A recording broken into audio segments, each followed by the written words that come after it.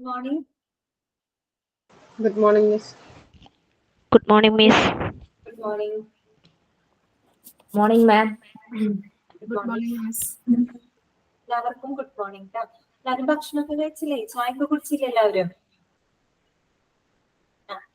കുടിച്ചു മാം. കുടിച്ചില്ലേ? അപ്പൊ നമുക്ക് ഇന്നത്തെ ക്ലാസ് സ്റ്റാർട്ട് ചെയ്യാം കേട്ടോ. അപ്പോ അതുപോലെ കഴിഞ്ഞ ക്ലാസ്സിൽ നമ്മൾ എന്താണ് പഠിച്ചത്?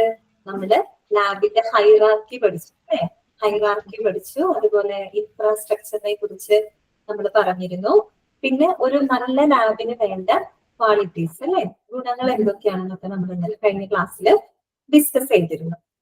അപ്പോ ഞാൻ ചോദിക്കട്ടെ, ഞാൻ ചോദിക്കുന്ന ആള് പറഞ്ഞാൽ മതി കേട്ടോ. ഹസ്ന ഉണ്ടോ?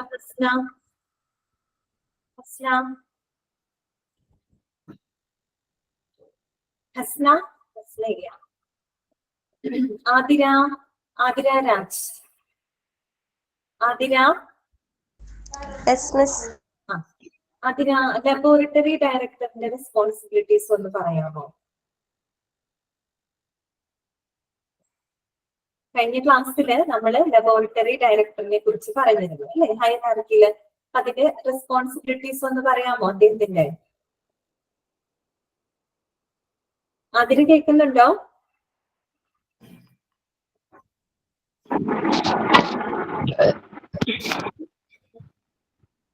എന്നാ വേറെ ആരെങ്കിലും പറയൂ. അതിര പോയി നോക്കൂ.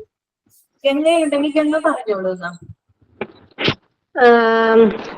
ലബോറട്ടറി ഡയറക്ടറിന്റെ എഡ്യൂക്കേഷൻ ലെവൽ എന്ന് പറയുന്നത് ഡോക്ടറൽ ഡിഗ്രി, MD അല്ലെങ്കിൽ PhD വേണം. പിന്നെ സയന്റിസ്റ്റ് ബോർഡ് സർട്ടിഫിക്കേഷൻ വേണം.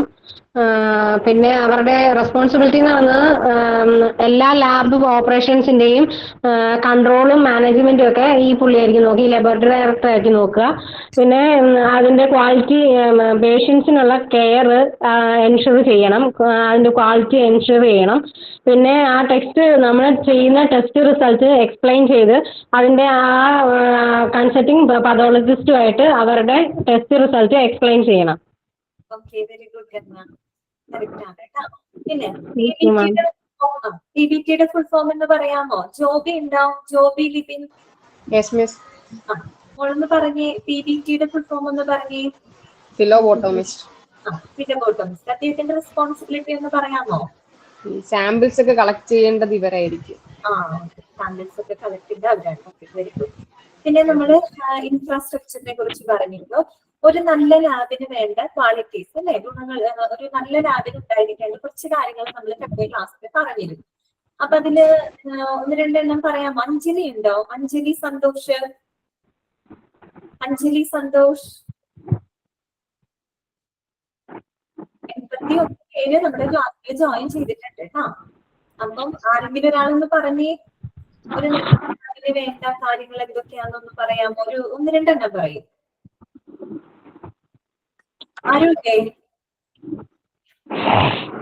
ലാബിനകത്തും പുറത്തുമായിട്ട് സൈനേജ് ബോർഡുകൾ സ്ഥാപിച്ചിരിക്കണം. ഓക്കെ. ആ ലാബിന്റെ പേര്, registration number, service of working hours, contact number എന്നിവയൊക്കെ ഇൻക്ലൂഡ് ചെയ്തിട്ടുള്ള സൈനേജ് ബോർഡുകൾ സ്ഥാപിച്ചിരിക്കണം. പിന്നെ essential health and safety regulations ഉണ്ടായിരിക്കണം. എമർജൻസി പ്ലാൻസും ഡിസാസ്റ്റർ മാനേജ്മെന്റ് പ്ലാൻസും ഉണ്ടായിരിക്കണം. സ്ഥിരമായിട്ടുള്ള വൈദ്യുതി, വെന്റിലേഷൻ, എൻവയോൺമെന്റ് കൺട്രോൾ ആയിരിക്കണം. ലൈറ്റ്നിങ് അറേഞ്ച്മെന്റ്സ് എന്നിവ ഉണ്ടായിരിക്കുന്നു. പിന്നെ communication and transport facilities for referral centres. പിന്നെ കോൾഡ് സ്റ്റോറേജ് ഏരിയ ആയിരിക്കണം. ഓക്കെ മോളെ, കറക്റ്റ് ആണ് കേട്ടോ. രക്ഷ്മ കറക്റ്റ് ആണ്. അപ്പൊ നിങ്ങളെല്ലാവരും വായിച്ചിട്ട് ഞാൻ വിചാരിക്കുന്നു കേട്ടോ. ക്ലാസ് മനസ്സിലാവായൊന്നുമില്ലല്ലോ? ഞാൻ പറയുന്നതൊക്കെ ക്ലിയർ അല്ലേ നിങ്ങൾക്ക്? ഞാൻ ചോദിക്കുന്നത് എന്തിനു വേണ്ടിന്ന് വെച്ചാല് നിങ്ങൾക്ക് ക്ലാസ് പ്രോപ്പറായിട്ട് നിങ്ങൾക്ക് മനസ്സിലാവുന്നുണ്ടോ എന്നറിയാൻ വേണ്ടിയിട്ടാണ് ഞാൻ ഇടയ്ക്ക് ചോദിക്കുന്നത് കേട്ടോ. ഓരോരുത്തരുടെ അടുത്തും എന്താണ്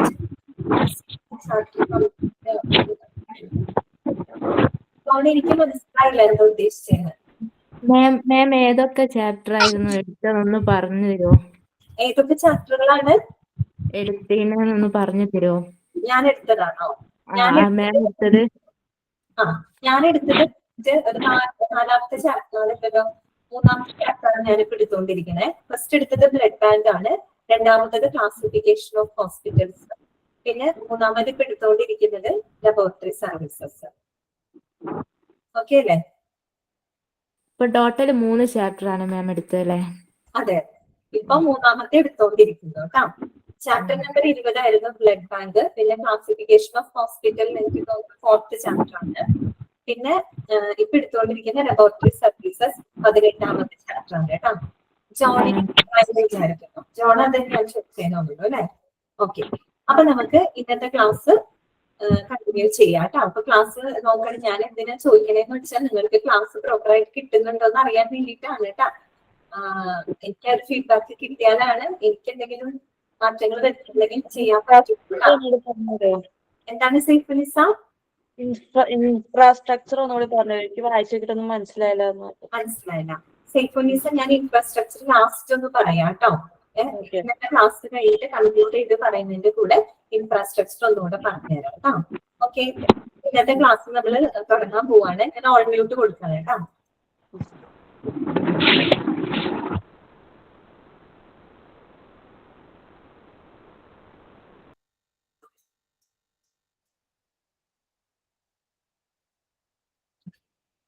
അപ്പൊ നമുക്ക് ഇന്നത്തെ ക്ലാസ് തുടങ്ങാം. കഴിഞ്ഞ ക്ലാസ്സിൽ നമ്മൾ പറഞ്ഞിരുന്നത് ഹൈറാർക്കി നമ്മൾ പറഞ്ഞിരുന്നു, പിന്നെ ഇൻഫ്രാസ്ട്രക്ചർ. പ്രീതി ഗുഡ് മോർണിംഗ്. മോർണിംഗ്. അപ്പോ ഇൻഫ്രാസ്ട്രക്ചർ നമ്മൾ പറഞ്ഞിട്ടുണ്ടായിരുന്നു. പിന്നെ എന്തായിരുന്നു നമ്മൾ പറഞ്ഞത്? ഒരു നല്ല ലാബിന് വേണ്ട കാര്യങ്ങൾ എന്തൊക്കെയാണ്, അത്രയും കാര്യങ്ങളാണ് കഴിഞ്ഞ ക്ലാസ്സിൽ നമ്മൾ ഡിസ്കസ് ചെയ്തത്. പിന്നെ ഇന്നതിന്റെ തുടർച്ചയാണ് നമ്മൾ നോക്കുന്നത്. എന്താണ്? Levels of laboratories. ഏതാണ്? ലെവൽസ് ഓഫ് ലബോറട്ടറീസ് കേട്ടോ. ലബോറട്ടറികളുടെ ഫലങ്ങൾ ഏതൊക്കെയാണ് നമുക്ക് നോക്കാം. Medical laboratories according to NABL are divided into 4. എന്താണ് പറയുന്നത്? അതായത് നമ്മുടെ മെഡിക്കൽ ലബോറട്ടറിനെ അഥവാ മെഡിക്കൽ ലബോറട്ടറികളെ എന്തിനനുസരിച്ചാണ്? അക്കോർഡിംഗ് ടു NABL കേട്ടോ. NABL അടിസ്ഥാനമാക്കിയിട്ട് 4 ഡിവൈഡ് ചെയ്തിരിക്കുന്നത്. നമ്മൾ ഈ ഒരു ചാപ്റ്ററിന്റെ തുടക്കത്തിൽ നമ്മൾ ലബോറട്ടറിനെ നമ്മൾ ക്ലാസിഫൈ ചെയ്തിട്ടുണ്ടായിരുന്നു ഇല്ലേ? 5 നമ്മൾ ക്ലാസിഫൈ ചെയ്തിരുന്നില്ലേ? അതെന്തിനെ ബേസ് ചെയ്തിട്ടായിരുന്നു? എന്ത് ക്രൈറ്റീരിയനെ അടിസ്ഥാനമാക്കിക്കൊണ്ടായിരുന്നു? ആ ലാബ് നമുക്ക് നൽകുന്ന സേവനങ്ങൾക്ക് അനുസരിച്ചായിരുന്നു അല്ലെ? അതിന്റെ സേവനങ്ങൾക്ക് അനുസരിച്ചാണ്, അല്ലെങ്കിൽ അതിനെ അടിസ്ഥാനമാക്കിയിട്ടാണ് നമ്മൾ അവിടെ ലാബിനെ 5 ഫങ്ഷണൽ ഡിവിഷൻ, അതേ ജോലി ഫങ്ഷണൽ ഡിവിഷൻസ് ആയിട്ട് തിരിച്ചിരുന്നത്. ഇപ്പൊ നമ്മള് പറയുന്നത് എന്താന്ന് വെച്ച് കഴിഞ്ഞാല് ലബോറട്ടറികളെ എന്തിനെ ബേസ് ചെയ്തുള്ള അക്കോർഡിംഗ് ടു NABL. NABLന്റെ ഫുൾ ഫോം ഞാൻ പറഞ്ഞു തരാം, നിങ്ങൾ നോട്ട് ചെയ്ത് വെക്കണം. ഫർവിൻ കറക്റ്റ് ആണ് കേട്ടോ. എന്താണ്? National accreditation board. എഴുതിയെടുത്തോളൂ കേട്ടോ. NABLന്റെ ഫുൾ ഫോം എഴുതിക്കോളൂ. National accreditation board for testing and calibration laboratories. ഞാൻ വേണമെങ്കിൽ ടൈപ്പ് ചെയ്യാം കേട്ടോ. ടൈപ്പ് ചെയ്യാം.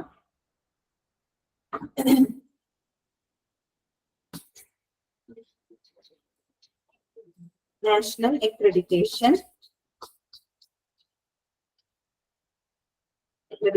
Board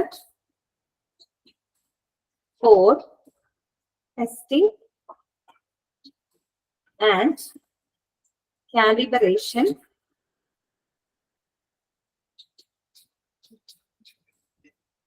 laboratories.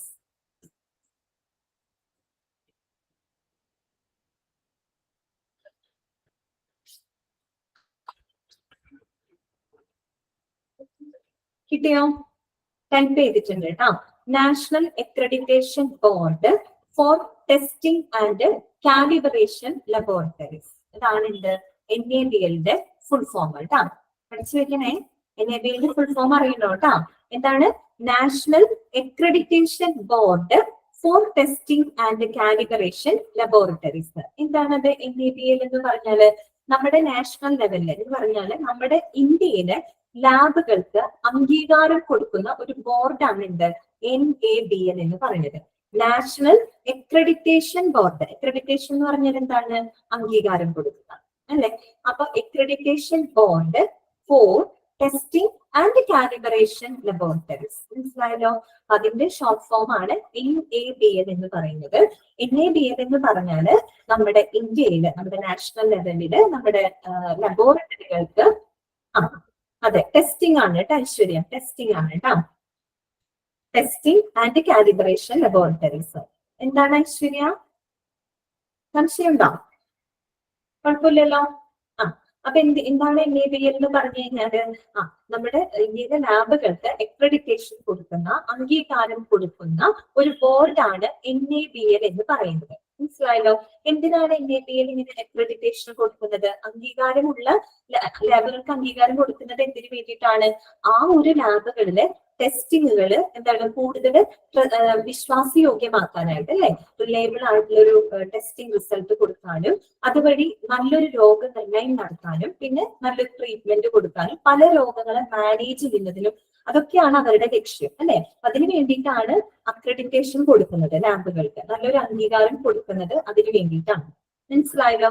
NABL എന്ന് പറഞ്ഞാൽ അതിന്റെ ഫുൾ ഫോം മനസ്സിലാക്കി വയ്ക്കാം. National accreditation board for testing and calibration laboratory. അത് എന്താണെന്നൊന്നും ചോദിക്കില്ല, മനസ്സിലാക്കി വെക്കാം. നമ്മുടെ ഇന്ത്യയിലെ ലാബുകൾക്ക്, മെഡിക്കൽ ലാബുകൾക്ക് അഥവാ ക്ലിനിക്കൽ ലബോറട്ടറികൾക്ക് അംഗീകാരം കൊടുക്കുന്ന ഒരു ബോർഡാണ് NABL എന്ന് പറയുന്നത്. എന്താണ് ഹസ്ന? കാലിബ്രേഷൻ, അല്ലെ?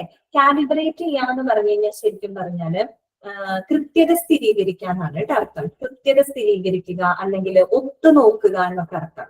അത് വീണ്ടും വരുന്നുണ്ട്, ആ സമയത്ത് ഞാൻ കൂടുതൽ പറയാം കേട്ടോ. എക്യുപ്മെന്റ്സിന്റെ ഒക്കെ കേസിലൊക്കെയാണ് നമ്മൾ കാലിബ്രേറ്റ് ചെയ്യാന്ന് പറയും. അതായത് അതിന്റെ രണ്ട് മെഷർമെന്റ്സുകൾ തമ്മിൽ നമ്മൾ ഒത്തുനോക്കുക, അല്ലെങ്കിൽ ഇവിടെ അത്രയൊന്നും ചിന്തിക്കേണ്ട, ആ ഒരു കൃത്യത സ്ഥിരീകരിക്കുക. അതിനെയാണ് നമ്മൾ എന്ത് പറയുന്നത്? എന്താണ് പർവീൻ പറയുന്നുണ്ട്? അതാണ് അതിന്റെ അർത്ഥം. പർവീൻ പറഞ്ഞിരുന്നു. അപ്പം വരുന്നുണ്ട്, ആ വേർഡ് വരുന്നുണ്ട്, നമുക്ക് കൂടുതൽ നമുക്ക് പറയാം. അപ്പോ NABL അടിസ്ഥാനമാക്കിയിട്ടാണ് നമ്മുടെ മെഡിക്കൽ ലബോറട്ടറികളെ 4 ഡിവൈഡ് ചെയ്തിരിക്കുന്നത്. അതാണ് medical laboratories according to NABL are divided into 4 as below, irrespective of the place they are operating and are equally applicable to both the public and the private sector. ഈ 4 divide ചെയ്യുന്നത് എന്തിനെ ഇതാക്കിയിട്ടല്ല, അതായത് ആ ഒരു lab പ്രവർത്തിക്കുന്ന സ്ഥലത്തിന് അടിസ്ഥാനമാക്കിയിട്ടോ അങ്ങനെ ഒന്നിന്റെ ബേസിലല്ല. ഈ പറഞ്ഞ NABL കൊടുക്കുന്ന അക്രഡിറ്റേഷൻ എന്ന് പറയുന്നത് ദാറ്റ് ഈസ് ഈക്വലി എന്താണ് അപ്ലിക്കബിൾ ആണ്. പ്രൈവറ്റ് സെക്ടറിലുള്ള ലാബുകൾക്കും പബ്ലിക് സെക്ടറിലുള്ള ലാബുകൾക്കും ഒരുപോലെ ബാധകമാണ്. അല്ലാണ്ട് പബ്ലിക് സെക്ടറിലുള്ളതിന് ഒരെണ്ണം അല്ലെങ്കിൽ പ്രൈവറ്റ് സെക്ടറിലുള്ളതിന് വേറൊരു അംഗീകാരം അങ്ങനെയില്ല. NABL അക്രഡിറ്റേഷൻ എന്ന് പറഞ്ഞാൽ അത് പ്രൈവറ്റ് ആയിട്ടുള്ള ലാബുകൾക്കും അല്ലെങ്കിൽ പബ്ലിക് സെക്ടറിനും ഒരുപോലെ ബാധകമാണ്. അതൊരിക്കലും എന്താണ് ഒരു ലാബ് പ്രവർത്തിക്കുന്ന ആ ഒരു ലൊക്കേഷനെ ബേസ് ചെയ്തുകൊണ്ടോ അതിനെ ഒന്നിനും അടിസ്ഥാനമാക്കിയിട്ടല്ല. ക്ലിയർ ആയല്ലോ? അപ്പൊ എത്രയായിട്ടാണ് 4 ഡിവൈഡ് ചെയ്തിട്ടുണ്ട്. ഏതൊക്കെയാണ്? ഒന്നാമത്തത് സ്മോൾ സൈസ്ഡ്. ഫസ്റ്റ് വൺ എന്താണ്? Small sized. സെക്കൻഡ് വൺ എന്താണ്? Medium sized. Third one large sized. And fourth one very large sized. Clear ആയല്ലോ? Small sized, medium sized, large sized, very large sized. അപ്പൊ നമുക്ക് നോക്കാം എന്താണ് സ്മോൾ സൈസ്ഡ് എന്നതുകൊണ്ട് ഉദ്ദേശിക്കുന്നത്. A laboratory that receives the samples of up to 100 patients or participants per day ആണ് പറയുന്നത്. എന്ന് പറഞ്ഞാല് പ്രതിദിനം ഏകദേശം 100 രോഗികളിൽ നിന്നോ അല്ലെങ്കിൽ 100 പാർട്ടിസിപ്പൻസിൽ നിന്നോ സാമ്പിളുകൾ കളക്ട് ചെയ്യുന്ന ലാബുകളെയാണ് നമ്മൾ സ്മോൾ ലബോറട്ടറി എന്ന് പറയുന്നത്. ക്ലിയർ ആയോ പറഞ്ഞത്? എന്താണ് പറഞ്ഞത്? പ്രതിദിനം, പെർ ഡേ ആണ് കേട്ടോ പറയേണ്ടത്. പ്രതിദിനം 100 രോഗികളിൽ നിന്നോ പാർട്ടിസിപ്പൻസിൽ നിന്നോ സാമ്പിളുകൾ കളക്ട് ചെയ്യുന്ന ലാബുകളെയാണ് നമ്മൾ സ്മോൾ സൈസ്ഡ് ലാബ് എന്ന് പറയുന്നത്. അപ്പൊ നമ്മൾ അവിടെ ശ്രദ്ധിക്കേണ്ടത് ആ നമ്പർ ആണ് കേട്ടോ. എത്ര പേഷ്യൻസിൽ നിന്ന് അവര് സാമ്പിൾസ് കളക്ട് ചെയ്യുന്ന ആ നമ്പർ ആണ് നമ്മൾ അവിടെ ഫോക്കസ് ചെയ്ത് വെക്കേണ്ടത്, നോട്ട് ചെയ്ത് വെക്കേണ്ടത്. എത്രയാ പറഞ്ഞത്? 100 വരെയുള്ള, അല്ലെ? 100 രോഗികളിൽ നിന്നോ പേഷ്യൻസ് മീൻസ് പാർട്ടിസിപ്പൻസിൽ നിന്നോ പെർ ഡേ സാമ്പിളുകൾ കളക്ട് ചെയ്യുന്ന അത്തരം ലാബുകൾ നമ്മൾ സ്മോൾ സൈസ്ഡ് ലാബാണ്. പിന്നെ നിങ്ങൾ ശ്രദ്ധിക്കേണ്ടത് നമ്മൾ പെർ ഡേ കണക്കാണ് പറയുന്നത്, പ്രതിദിനം കണക്കാണ് കേട്ടോ പറയുന്നത്. അതിന്റെ പെർ വീക്കോ പെർ മന്തോ അല്ല പറയുന്നത്, പെർ ഡേ കണക്കാണ് പറയുന്നത്, പ്രതിദിനം. ഓക്കെ, ഇപ്പൊ സ്മോൾ സൈസ്ഡിന്റെ എല്ലാം മനസ്സിലായല്ലോ. ഇനി എന്താണ് മീഡിയം സൈസ്ഡ് പറയുന്നത്? A laboratory that receives the samples of up to 101 to 400 patients or participants per day എന്ന് പറഞ്ഞാല് പ്രതിദിനം ഏകദേശം ഒരു 101 മുതൽ 100 വരെ ഉള്ളത് സ്മോൾ സൈസിൽ പോയി 101 മുതൽ 400 വരെയുള്ള അത്രയും പേഷ്യൻസിൽ നിന്നോ പാർട്ടിസിപ്പൻസിൽ നിന്നോ സാമ്പിളുകൾ കളക്ട് ചെയ്യുന്ന ലാബുകളെ നമുക്ക് എന്ത് പറയാം? മീഡിയം സൈസിൽ എന്ന് പറയാം. മനസ്സിലായല്ലോ? അപ്പൊ എണ്ണം നോക്കുക കേട്ടോ. 101 തൊട്ട് 400 വരെയാണ് റേഞ്ച് എങ്കിൽ അത് മീഡിയം സൈസിലാണ്. നമ്മൾ പറയുന്നത് പെർ ഡേ കണക്കാണ് കേട്ടോ. പ്രതിദിനം ഒരു ദിവസം അവർ കളക്ട് ചെയ്യുന്നതാണ് കേട്ടോ. അല്ലാതെ പെർ വീക്കോ പെർ മന്തോ അല്ല. അത് പ്രത്യേകം പറയാണ്. പിന്നെ അടുത്തത് എന്താണ്? ലാർജ് സൈസിൽ. ലാർജ് സൈസിന്റെ റേഞ്ച് എത്രയാണ്? A laboratory that receives the samples of more than 401 to 1000 patient or participants per day അല്ലെ. പ്രതിദിനം ഏകദേശം 401 മുതൽ 1000 വരെ അത്രയും രോഗികളിൽ നിന്നും അല്ലെങ്കിൽ പാർട്ടിസിപ്പൻസിൽ നിന്നും സാമ്പിൾസ് കളക്ട് ചെയ്യുന്ന ലാബുകളെയാണ് നമ്മൾ ലാർജ് സൈസിൽ എന്ന് പറയുന്നത്. ക്ലിയർ ആയല്ലോ? അടുത്തത് ഏതാണ്? വെരി ലാർജ് സൈസിൽ അല്ലെ. അതെന്തായിരിക്കും? A laboratory that receives more than 1000 patients or participants per day അല്ലെ. പ്രതിദിനം ഏകദേശം ഒരു 1000 രോഗികളിൽ നിന്നോ പാർട്ടിസിപ്പൻസിൽ നിന്നോ സാമ്പിളുകൾ കളക്ട് ചെയ്യുന്ന ലാബുകളെ നമുക്ക് എന്ത് പറയാം? വെരി ലാർജ് സൈസില് ലബോറട്ടറി എന്ന് പറയാം. ക്ലിയർ ആയല്ലോ? സിമ്പിൾ അല്ലേ? അപ്പൊ ഇവിടെ എന്താണ്? എന്തിനെ ബേസ് ചെയ്തിട്ടാണ്? അക്കോർഡിംഗ് ടു NABL അല്ലെ. NABLനെ ബേസ് ചെയ്തുകൊണ്ടാണ് നമ്മൾ 4ആയിട്ട് നമ്മൾ ഡിവൈഡ് ചെയ്തത്. അത് ഒരിക്കലും ഒരു ലാബ് ഓപ്പറേറ്റ് ചെയ്യുന്ന ഒരു പ്ലേസിന് റെസ്പെക്റ്റീവ് ആയിട്ട് അങ്ങനെയൊന്നുമല്ല. പിന്നെ ഈ ഒരു അക്രഡിറ്റേഷൻ എന്ന് പറയുന്നത് പബ്ലിക് സെക്ടറിലും പ്രൈവറ്റ് സെക്ടറിലും ഒരുപോലെ ബാധകമാണ്. അപ്പൊ നമ്മൾ അവിടെ നോട്ട് ചെയ്യേണ്ട എണ്ണമാണ് കേട്ടോ. എണ്ണമാണ് പെർ ഡേ കണക്കാണ് നമ്മൾ പറയുന്നത്. സ്മോൾ സൈസിലാണെങ്കിൽ ഒരു 100 രോഗികളിൽ നിന്നോ അല്ലെങ്കിൽ ഒരു പാർട്ടിസിപ്പൻസിൽ നിന്നോ സാമ്പിളുകൾ കളക്ട് ചെയ്യുന്ന ലാബുകളായിരിക്കും. മീഡിയം സൈസിലാകുമ്പോൾ എത്ര റേഞ്ച് വരുന്നത്? 101 to 400. ലാർജ് സൈസിലാകുമ്പോൾ 401 to 1000. ഓക്കെ. വെരി ലാർജ് സൈസിലാകുമ്പോൾ മോർ ദാൻ 1000 സാമ്പിൾസ്. ക്ലിയർ ആയല്ലോ? അപ്പൊ ആ ഒരു 4 കാര്യങ്ങൾ മനസ്സിലാക്കി വെക്കുക കേട്ടോ. പിന്നെ അതിൽ പെടാത്തത് അത് ഡിവിഷൻ ശരിക്കും 4ആയിട്ടേ ഡിവൈഡ് ചെയ്തിട്ടുള്ളൂ. പിന്നെ എക്സ്ട്രാ ആയിട്ട് ഒരു ഇതും കൂടെ പറഞ്ഞിട്ടുണ്ട്. അതൊരു അഡീഷണൽ പോയിന്റ് പോലെയാണ് കേട്ടോ. എന്താണ്? Multiple location. ഇതാണ് മൾട്ടിപ്പിൾ ലൊക്കേഷൻ. NABLനെ ബേസ് ചെയ്തിട്ട് 4 എന്നാണ് അവർ പറയുന്നത്. 4 ഡിവിഷൻസ് ആണ് ഉള്ളൂ. ഇനി എക്സ്ട്രാ ആയിട്ട് ഒരെണ്ണം പറഞ്ഞിട്ടുണ്ട്, multiple location. Multiple location, multiple എന്ന് പറയുന്ന വാക്ക് കേട്ടാൽ തന്നെ നമുക്കറിയാം അല്ലെ. മോർ ദാൻ 1 ആണ്, ഒന്നിലധികമാണ്. എന്താണ് അവിടെ പറയുന്നത്? A laboratory having more than 1 location in the same district with the same legal identity. എന്ന് പറഞ്ഞാൽ എന്താണ്? ഒരേ ലീഗൽ ഐഡന്റിറ്റിയോട് കൂടിയിട്ട് ഒരേ ജില്ലയിൽ തന്നെ ഒന്നിലധികം ലൊക്കേഷൻസിലുള്ള ലാബുകളെയാണ് നമ്മൾ എന്ത് പറയുന്നത്? മൾട്ടിപ്പിൾ ലൊക്കേഷൻ എന്ന് പറയുന്നത്. മൾട്ടിപ്പിൾ എന്ന് പറഞ്ഞാൽ മോർ ദാൻ 1 ആണ് അല്ലെ, ഒന്നിലധികമാണ്. എന്താണ് ഇവിടുത്തെ പ്രത്യേകത? സെയിം ലീഗൽ ഐഡന്റിറ്റിയോടുകൂടി, ഒരേ ലീഗൽ ഐഡന്റിറ്റിയോടുകൂടി ഒരേ ജില്ലയിൽ തന്നെ ഒന്നിലധികം ലൊക്കേഷൻസ് ഉള്ള ലാബുകളെയാണ് നമ്മൾ എന്ത് പറയുന്നത്? മൾട്ടിപ്പിൾ ലൊക്കേഷൻ എന്നതുകൊണ്ട് അർത്ഥമാക്കുന്നത്. നിങ്ങൾ നമ്മുടെ നാട്ടിലൊക്കെ DDRCയുടെ ലാബുകളൊക്കെ നിങ്ങൾ കണ്ടിട്ടുണ്ടാവും. DDRCയുടെ ലാബുകൾ കണ്ടിട്ടില്ലേ?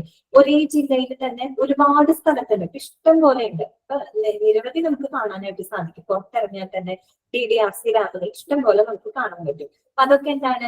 മൾട്ടിപ്പിൾ ലൊക്കേഷൻ ഉള്ള ലാബുകൾക്ക് എക്സാമ്പിൾ ആണ്. ശരിയല്ലേ? ഒരേ ജില്ലയിൽ തന്നെ ഒരു നിരവധി സ്ഥലങ്ങളിൽ പല ലൊക്കേഷനിലായിട്ട് ഒരേ ലീഗൽ ഐഡന്റിറ്റിയോട് കൂടി പ്രവർത്തിക്കുന്ന ലാബുകളാണ്. മനസ്സിലായല്ലോ? അത്രയേ ഉള്ളൂ കേട്ടോ. ഓക്കെ, പറഞ്ഞു. ഇനി അടുത്തതാണ് നമുക്ക് നോക്കാനുള്ളത്. ഇത് ക്ലിയർ ആയല്ലോ? ഇനി അടുത്താണ് എക്യുപ്മെന്റ്. ഇതാണ് എക്യുപ്മെന്റ് കേട്ടോ. എക്യുപ്മെന്റ് എന്താണ്? ഉപകരണങ്ങൾ അഥവാ ഇൻസ്ട്രുമെന്റ്സിനെയാണ് നീതി ലാബ് പറയാൻ പറ്റും. നീതി ലാബ് പറയാൻ പറ്റും, പറയാൻ പറ്റേണ്ടതാണ്. ഒരേ ലീഗൽ ഐഡന്റിറ്റിയോട് കൂടി ഒന്നിലധികം സ്ഥലത്തൊക്കെ വരാറുണ്ട് അല്ലെ? ശരിയാണ്. ഇനി അടുത്തതാണ് എക്യുപ്മെന്റ്. പെട്ടെന്ന് വന്നൊരു എക്സാമ്പിൾ ആണ് DDRC പറഞ്ഞത് കേട്ടോ. പിന്നെ എക്യുപ്മെന്റ് എന്ന് പറഞ്ഞാൽ ഇൻസ്ട്രുമെന്റ്സ് ആണ് അഥവാ ഡിവൈസസ് ആണ്. എന്താണ് അവിടെ പറയുന്നത്? നോക്കാം. Each laboratory should arrange A list of equipment needed for functioning of the laboratory depending on the kind of test performed. എന്താണ് പറയുന്നത്? അതായത് ഒരു ലാബ് അവർ പെർഫോം ചെയ്യുന്ന അല്ലെങ്കിൽ അവർ നൽകുന്ന ടെസ്റ്റുകൾക്ക്, അവർക്ക് ആവശ്യമുള്ള ടെസ്റ്റുകൾക്ക് അനുസരിച്ച് എന്താണ് ഒരു ലിസ്റ്റ് ഓഫ് എക്യുപ്മെന്റ്സ് അവരെപ്പോഴും എന്ത് ചെയ്തിരിക്കണം? അറേഞ്ച് ചെയ്തിരിക്കണം. അവർ എന്തെങ്കിലും ടെസ്റ്റുകൾ ആ ലാബിൽ നടത്തുന്നുണ്ടോ, അപ്പൊ അതിന് ആവശ്യമുള്ളത്, ഈ ആവശ്യമായി വരാവുന്ന എക്യുപ്മെന്റ്സിന്റെ ഒരു ലിസ്റ്റ് എപ്പോഴും അവർ എന്ത് ചെയ്തിരിക്കണം? അറേഞ്ച് ചെയ്തിരിക്കണം. അവര് അത് ലിസ്റ്റ് ഔട്ട് ചെയ്തിരിക്കണം. Equipment consists of hardware and software of instruments, measuring systems and laboratory information systems. നമ്മൾ ഇവിടെ പറയുമ്പോൾ എക്യുപ്മെന്റ് എന്ന് പറയുമ്പോൾ ഉപകരണങ്ങളാണ് അല്ലെ, ഇൻസ്ട്രുമെന്റ്സ് ആണ്. ഇവിടെ എക്യുപ്മെന്റ് എന്നതുകൊണ്ട് എന്തൊക്കെ കാര്യങ്ങൾ എക്യുപ്മെന്റിൽ ഉൾക്കൊള്ളുന്നുണ്ട്? Equipment consist of hardware and software of instruments. Hardware ആയിട്ടുള്ളത് നമുക്ക് ടച്ചബിൾ ആയിട്ടുള്ള ഇൻസ്ട്രുമെന്റ്സ് ഉണ്ട്. അത് മാത്രമല്ല സോഫ്റ്റ്വെയർ ഓഫ് ഇൻസ്ട്രുമെന്റ്സ് ഉണ്ട് അല്ലെ. നമുക്കറിയാം ലാബിനകത്ത് ഇതിന്റെ സിസ്റ്റംസ് യൂസ് ചെയ്യുന്നുണ്ട്. അതിനകത്ത് ലബോറട്ടറി ഇൻഫർമേഷൻ സോഫ്റ്റ്വെയർ സിസ്റ്റംസ് ഉണ്ടായിരിക്കും. ഇപ്പൊ ലാബിൽ വരുന്ന സാമ്പിളുകളുടെ ഡാറ്റ അനലൈസ് ചെയ്യാനും അതിനെ കറക്റ്റ് ആയിട്ട് സ്റ്റോർ ചെയ്യാനും ഒക്കെ ആയിട്ട് സോഫ്റ്റ്വെയർ സിസ്റ്റംസ് ഉണ്ടായിരിക്കും ഇല്ലേ. അപ്പൊ അതും എന്തിൽ ഉൾപ്പെടുന്നതാണ്? എക്യുപ്മെന്റ്സിൽ ഉൾപ്പെടുന്നതാണ്. അതായത് ടച്ചബിൾ ആയിട്ടുള്ള ബാക്കിയുള്ള എക്യുപ്മെന്റ്സ് മാത്രമല്ല ഇതും ഉൾപ്പെടുന്നുണ്ട് കേട്ടോ. സോഫ്റ്റ്വെയർ ഓഫ് ഇൻസ്ട്രുമെന്റ്സ് ഉണ്ട്. പിന്നെ മെഷറിംഗ് സിസ്റ്റംസ് അല്ലെ, തെർമോമീറ്റർ ഉണ്ട്, അതുപോലെ നമ്മുടെ ബ്ലഡ് പ്രഷർ ഒക്കെ നോക്കുന്ന സ്പിഗ്മോ മാനോമീറ്റർ, ഇതൊക്കെ എന്താണ്? മെഷറിംഗ് സിസ്റ്റംസ് ആണ്. പിന്നെ എന്താണ്? And laboratory information systems. Laboratory information system എന്ന് പറഞ്ഞാൽ എന്ത് തന്നെയാണ്? സോഫ്റ്റ്വെയർ ഓഫ് ഇൻസ്ട്രുമെന്റ്സ് ആണ് കേട്ടോ. നമ്മൾ ഇതിനകത്ത് വരുന്നുണ്ട് കേട്ടോ.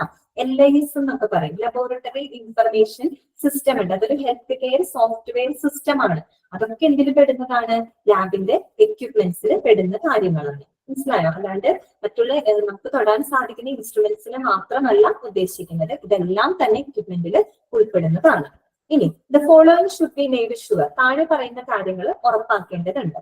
എന്തൊക്കെയാണ് ഒരു എക്യുപ്മെന്റിൽ നമ്മൾ ശ്രദ്ധിക്കേണ്ട കാര്യങ്ങൾ? എന്തൊക്കെയാണ് നമ്മൾ പറഞ്ഞു? ഒരു ലാബിലെ എക്യുപ്മെന്റ് എന്ന് പറയുന്നത് ഇതൊക്കെ കൺസിസ്റ്റ് ചെയ്യുന്നതാണെന്ന് നമ്മൾ മനസ്സിലാക്കി കഴിഞ്ഞു. ഇനി അവിടെ നമ്മൾ ഉറപ്പുവരുത്തേണ്ട എക്യുപ്മെന്റ്സിന്റെ കാര്യത്തിൽ നമ്മൾ ഉറപ്പുവരുത്തേണ്ട കാര്യങ്ങൾ എന്തൊക്കെയാണെന്നാണ് ഇനി നമ്മൾ നോക്കുന്നത് കേട്ടോ. ഫസ്റ്റ് പോയിന്റ് നോക്കിയേ, equipment should be chosen to meet the requirements of the laboratory with regard to design and capacity. എന്താണ് പറയുന്നത്? അതായത് ഒരു ലാബിന്റെ രൂപകൽപ്പനയ്ക്കും അതിന്റെ കപ്പാസിറ്റിക്കും അനുസരിച്ചിട്ടുള്ള എന്താണ് എക്യുപ്മെന്റ്സ് ആയിരിക്കണം ആര് ചൂസ് ചെയ്യേണ്ടത്? ലാബ് ചൂസ് ചെയ്യേണ്ടത് അല്ലെ. ഒരു ചെറിയ ലാബാണ്, വലിയ 1-2 എക്യുപ്മെന്റ്സ് കൊണ്ടുവന്നാൽ അവർക്ക് അതിനെ അവിടെ എന്താ പറയാ ഉപയോഗപ്പെടുത്താൻ പറ്റുമോ? ഇല്ല. അപ്പൊ ഓരോ ലാബിനും അവരുടെ ആ ഒരു കപ്പാസിറ്റിക്കും അവരുടെ ആ ഒരു രൂപകൽപ്പനയ്ക്കും അനുസൃതമായിട്ടുള്ള എക്യുപ്മെന്റ്സ് വേണം അവര് ചൂസ് ചെയ്യാനായിട്ട്. ക്ലിയർ ആയല്ലോ? അതാണ് അവിടെ പറയുന്നത്. Equipment should be chosen to meet the requirements of the laboratory with regard to design and capacity. മനസ്സിലായല്ലോ? ഇനി രണ്ടാമത്തെ പോയിന്റ് എന്താ പറയുന്നത്? All equipments should be qualified before it is taken for clinical use. അതായത് എല്ലാ എക്യുപ്മെന്റ്സും ക്ലിനിക്കൽ യൂസിന് മുമ്പ്, അതായത് അത് ഉപയോഗിക്കുന്നതിന് മുമ്പ് തന്നെ ദാറ്റ് ഷുഡ് ബി ക്വാളിഫൈഡ്. എന്താണ് ക്വാളിഫൈഡ് ആവാന്ന് പറഞ്ഞാൽ ഉദ്ദേശിക്കുന്നത്? അവിടെ വെൽ ചെക്കിങ് കഴിഞ്ഞിട്ടുള്ളതായിരിക്കണം അല്ലെ. എല്ലാ എക്യുപ്മെന്റ്സും അത് ഉപയോഗിക്കുന്നതിന് മുമ്പ് തന്നെ വെൽ ക്വാളിഫൈഡ് ആയിരിക്കണം. എന്ന് വെച്ചാൽ വെൽ ചെക്കിങ് കഴിഞ്ഞിട്ടുള്ളതായിരിക്കണം എല്ലാ എക്യുപ്മെന്റ്സും. ക്ലിയർ ആണല്ലോ? പിന്നെ മൂന്നാമത്തെ പോയിന്റ് എന്താ പറയുന്നത്? All equipment should be in usable condition at all times. എല്ലാ എക്യുപ്മെന്റ്സും അതായത് ലാബിൽ ഇരിക്കുന്ന എല്ലാ എക്യുപ്മെന്റ്സും എന്താണ് ആതിര?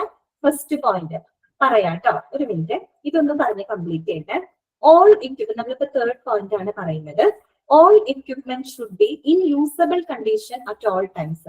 അതായത് ഒരു ലാബിലുള്ള എല്ലാ എക്യുപ്മെന്റ്സും എല്ലാ സമയത്തും എന്തായിരിക്കണം? യൂസബിൾ ആയിരിക്കണം. എന്താണ് അതുകൊണ്ട് ഉദ്ദേശിക്കുന്നത്? ചിലപ്പോൾ ഇപ്പൊ ലാബിലെ ഏതെങ്കിലും തരത്തിൽ ഉപയോഗശൂന്യമായിട്ടുള്ള ഏതെങ്കിലും ഡിവൈസസ് അല്ലെങ്കിൽ അത് അവിടെ വെക്കേണ്ട ആവശ്യമില്ല. അതപ്പം തന്നെ എന്ത് ചെയ്തിരിക്കണം? റിമൂവ് ചെയ്തിരിക്കണം. അപ്പൊ എല്ലാ സമയത്തും യൂസബിൾ ആയിട്ടുള്ള എക്യുപ്മെന്റ്സ് ആയിരിക്കണം എവിടെ ഉണ്ടായിരിക്കേണ്ടത്? ഒരു ലാബിനകത്ത് ഉണ്ടായിരിക്കേണ്ടത്. ഇനി ആതിരയല്ലേ ചോദിച്ചത് ഫസ്റ്റ് പോയിന്റ്?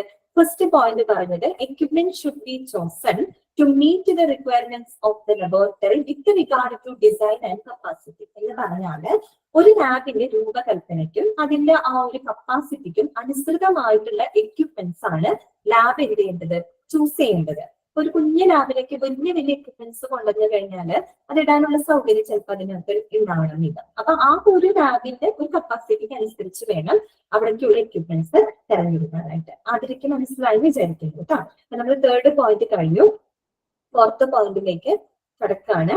എന്താണ്? Regular inspection, cleaning and maintenance of equipment that should be performed. അല്ലെ, എക്യുപ്മെന്റുകൾ എന്ത് ചെയ്തിരിക്കണം? റെഗുലർ ഇൻസ്പെക്ഷൻ അല്ലെ, പതിവ് പരിശോധനകൾ നടത്തിയിരിക്കണം. Cleaning and maintenance of equipment, അതുപോലെ തന്നെ എക്യുപ്മെന്റ്സ് എല്ലാം തന്നെ ക്ലീൻ ആയിട്ടും അതുപോലെ കറക്റ്റ് ആയിട്ട് മെയിൻ്റനൻസ് ഒക്കെ ചെയ്ത് വേണം ഉപയോഗിക്കാനായിട്ട്.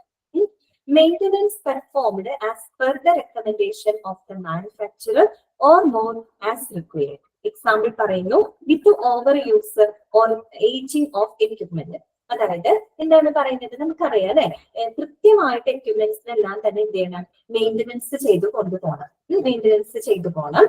അതും ആരുടെ, മാനുഫാക്ചറുടെ ശുപാർശ പ്രകാരം. മാനുഫാക്ചറർ പറയും പിന്നെ ഇത്രയും ഈ എക്യുപ്മെന്റ് ഇത്ര വർഷമായിട്ട് യൂസ് ചെയ്യുന്നത്, അതിനെ കറക്റ്റ് ആയിട്ട് ഇത്ര സമയം കൂടുമ്പോൾ മെയിന്റനൻസ് ചെയ്യണം എന്നുള്ളത് അവര് ശുപാർശ ചെയ്യും. അപ്പൊ അങ്ങനെ മാനുഫാക്ചറർ ശുപാർശ ചെയ്യുന്നതിന് അനുസരിച്ച് ഓരോ എക്യുപ്മെന്റ്സും അതിന്റെ സമയത്തിനനുസരിച്ച് മെയിന്റനൻസ് ചെയ്ത് വേണം ഉപയോഗിക്കാനായിട്ട്.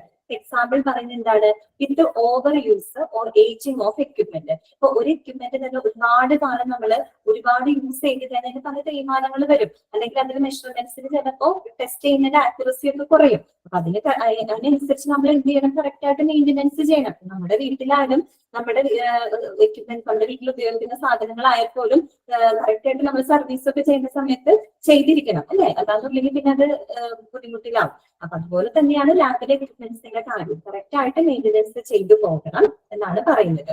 എക്സാമ്പിൾ പറയുന്നത്, വിത്ത് overuse or ageing of equipment. ഇപ്പൊ ഒരുപാട് എക്യുപ്മെന്റ് ഒരുപാട് നാള് യൂസ് ചെയ്ത് കഴിയുമ്പോൾ, അല്ലെങ്കിൽ അതിന്റെ തേയ്മാനങ്ങളും കാര്യങ്ങളും ഒക്കെ വന്നു കഴിയുമ്പോൾ അത് കറക്റ്റ് ആയിട്ട് എന്ത് ചെയ്യണം, മെയിന്റനൻസ് ചെയ്ത് പോകണം. അങ്ങനെ ആയിരിക്കണം ഒരു ലാബിലെ എക്യുപ്മെന്റ്സ് എന്ന് പറയുന്നത്. ക്ലിയർ ആയല്ലോ? അപ്പൊ കൃത്യമായിട്ട് ഓരോ എക്യുപ്മെന്റ്സും നമ്മൾ റെഗുലർ ആയിട്ട് പരിശോധന നടത്തണം, അതിന് വൃത്തിയായി ക്ലീൻ ആക്കിയിട്ട് സൂക്ഷിക്കണം, മെയിന്റനൻസ് കറക്റ്റ് ആയിട്ട് മാനുഫാക്ചറുടെ ശുപാർശ അനുസരിച്ച് മെയിന്റനൻസ് നടത്തണം. അതൊക്കെ ഒരു ലാബില് എക്യുപ്മെന്റിൽ ശ്രദ്ധിക്കേണ്ട കാര്യങ്ങളാണ്. അടുത്ത പോയിന്റ് പറയുന്നത്, laboratories should maintain needful instructions four operation and maintenance of equipment in the form of SOP. A copy of the same should be made available near the equipment. എന്താണ് അവിടെ പറയുന്നത്? അതിന് മുമ്പ് ഒരു ടേമിന്റെ ഫുൾ ഫോം നിങ്ങൾ എഴുതി വെച്ചോളൂ. SOP കണ്ടല്ലോ, SOP ഫുൾ ക്യാപിറ്റൽ ലെറ്ററിൽ എഴുതിയിരിക്കുന്ന SOP കണ്ടല്ലോ. എന്താണ് SOPയുടെ ഫുൾ ഫോം? എഴുതി വെച്ചോളൂ. Standard operating procedure. അതെ ആതിര, കറക്റ്റ് ആണ് കേട്ടോ. Standard operating procedure. Standard operating procedure. അതെ പറഞ്ഞു, കറക്റ്റ് ആണ് കേട്ടോ. സ്റ്റാൻഡേർഡ് ഓപ്പറേറ്റിംഗ് പ്രൊസീജിയർ ആണ്. എന്താണ് സ്റ്റാൻഡേർഡ് ഓപ്പറേറ്റിംഗ് പ്രൊസീജിയർ എന്ന് പറഞ്ഞാല്? അതെന്ന് പറഞ്ഞാല് ശരിക്കും പറഞ്ഞൊരു സ്റ്റെപ്പ് വൈസ് ആയിട്ടുള്ള ഗൈഡ് ലൈൻസ് ആണ്, മാർഗനിർദ്ദേശങ്ങളാണ്. ഘട്ടം ഘട്ടമായിട്ടുള്ള മാർഗനിർദ്ദേശങ്ങൾ അഥവാ ഡയറക്ഷൻസ് ആണ്. അതായത് ഒരു എക്യുപ്മെന്റ് എങ്ങനെ അത് യൂസ് ചെയ്യണം എന്നുള്ളത് ആ യൂസർക്ക് മനസ്സിലാക്കി കൊടുക്കുന്നതിനുള്ള കുറച്ച് മാർഗനിർദ്ദേശങ്ങൾ. നമ്മളിപ്പോ യൂസർ മാനുവൽ ഒക്കെ ഉണ്ടാവില്ലേ, നമ്മളുടെ വീട്ടില് എന്ത് ഇലക്ട്രോണിക് എക്യുപ്മെന്റ്സ് ഇപ്പൊ വാങ്ങണം, ഇപ്പൊ TV ആയിക്കോട്ടെ, ഫ്രിഡ്ജ് ആയിക്കോട്ടെ, മറ്റേ ഫാനോ ഈവൻ കുക്കർ പോലും അല്ലെ, അതൊക്കെ വാങ്ങുമ്പോൾ നമുക്ക് എന്ത് കിട്ടും, ഒരു യൂസർ മാനുവൽ പോലെ കിട്ടും. അതുപോലെ തന്നെ ഒന്നാണ് എന്ത് SOP എന്ന് പറയുന്നത്. സ്റ്റാൻഡേർഡ് ഓപ്പറേറ്റിംഗ് പ്രൊസീജിയർ ആണ്. അത് ലാബിലെ എക്യുപ്മെന്റ്സിൽ ഉള്ളതാണ്. മനസ്സിലായല്ലോ? ആ എക്യുപ്മെന്റ് എങ്ങനെ യൂസ് ചെയ്യണം അല്ലെങ്കിൽ അത് എങ്ങനെ പെർഫോം ചെയ്യണം എന്നുള്ള കാര്യങ്ങള് ഒരു സ്റ്റെപ്പ് വൈസ് ആയിട്ട് ഗൈഡ് ലൈൻസ് കൊടുക്കണം. നിർദ്ദേശങ്ങൾ ഇങ്ങനെ സ്റ്റെപ്പ് ആയിട്ട് കൊടുക്കുന്ന അല്ലെങ്കിൽ ഡയറക്ഷൻസ് കൊടുക്കുന്ന ആ ഒരു കാര്യത്തിനെയാണ്, ആ ഒരു പ്രൊസീജിയറിനെയാണ് നമ്മൾ എന്ത് പറയുന്നത്, സ്റ്റാൻഡേർഡ് ഓപ്പറേറ്റിംഗ് പ്രൊസീജിയർ എന്ന് പറയുന്നത്. SOPയുടെ ഫുൾ ഫോം മനസ്സിലാക്കി വെക്കണം, സ്റ്റാൻഡേർഡ് ഓപ്പറേറ്റിംഗ് പ്രൊസീജിയർ. അപ്പൊ ആ ഒരു ഫോമിൽ വേണം ലാബിനകത്തെ എക്യുപ്മെന്റ്സിന്റെ കാര്യങ്ങൾ, അതായത് അതെങ്ങനെ ഓപ്പറേറ്റ് ചെയ്യണം, അതെങ്ങനെ മെയിന്റനൻസ് ചെയ്യണം എന്ന കാര്യങ്ങൾ ഈ SOP ഫോമിൽ വേണം ലാബില് സൂക്ഷിക്കാനായിട്ട്. എക്യുപ്മെന്റിന്റെ കാര്യമാണ് കേട്ടോ നമ്മൾ പറയുന്നത്. എക്യുപ്മെന്റിനെ എങ്ങനെ ഓപ്പറേറ്റ് ചെയ്യണം, എങ്ങനെ മെയിന്റനൻസ് നടത്തണം എന്നുള്ള കാര്യങ്ങൾ SOP ഫോമിൽ വേണം ഒരു ലാബിൽ സൂക്ഷിക്കാനായിട്ട്. A copy of the same that should be made available near the equipment. അപ്പൊ ഒരു കോപ്പി ലാബിൽ സൂക്ഷിച്ചു വെക്കണം SOP ഫോമില്. മറു കോപ്പി, മറ്റൊരു കോപ്പി എന്താണ്, എപ്പോഴും എക്യുപ്മെന്റിന്റെ അടുത്ത് അവൈലബിൾ ആക്കി, ലഭ്യമാക്കിയിരിക്കണം. ക്ലിയർ ആയല്ലോ? ഒന്നുകൂടെ വായിക്കാം. Laboratories should maintain needful instructions. നിർദ്ദേശങ്ങളാണ് അല്ലെ, ആ ഒരു എക്യുപ്മെന്റ് എങ്ങനെ ഓപ്പറേറ്റ് ചെയ്യണം എന്നുള്ള നിർദ്ദേശങ്ങളാണ്. For operation and the maintenance of equipment in the form of SOP. SOP ഫോമിൽ വേണം ലാബിലെ എക്യുപ്മെന്റ്സിന്റെ ഉപയോഗിക്കേണ്ട, അതിന്റെ ഓപ്പറേഷൻ ചെയ്യാൻ, അതിന്റെ ഓപ്പറേറ്റ് ചെയ്യാനും മെയിൻ്റനൻസിലുമുള്ള എല്ലാ നിർദ്ദേശങ്ങളും SOP ഫോമിൽ സ്റ്റോർ ചെയ്ത് വെച്ചിരിക്കണം. A copy of the same should be made available near the equipment. അതോടൊപ്പം തന്നെ അതിന്റെ ഒരു കോപ്പി എക്യുപ്മെന്റിന്റെ അടുത്ത് അവൈലബിൾ ആക്കിയിരിക്കണം, ലഭ്യമാക്കിയിരിക്കണം. ക്ലിയർ ആയല്ലോ? ഓക്കെ.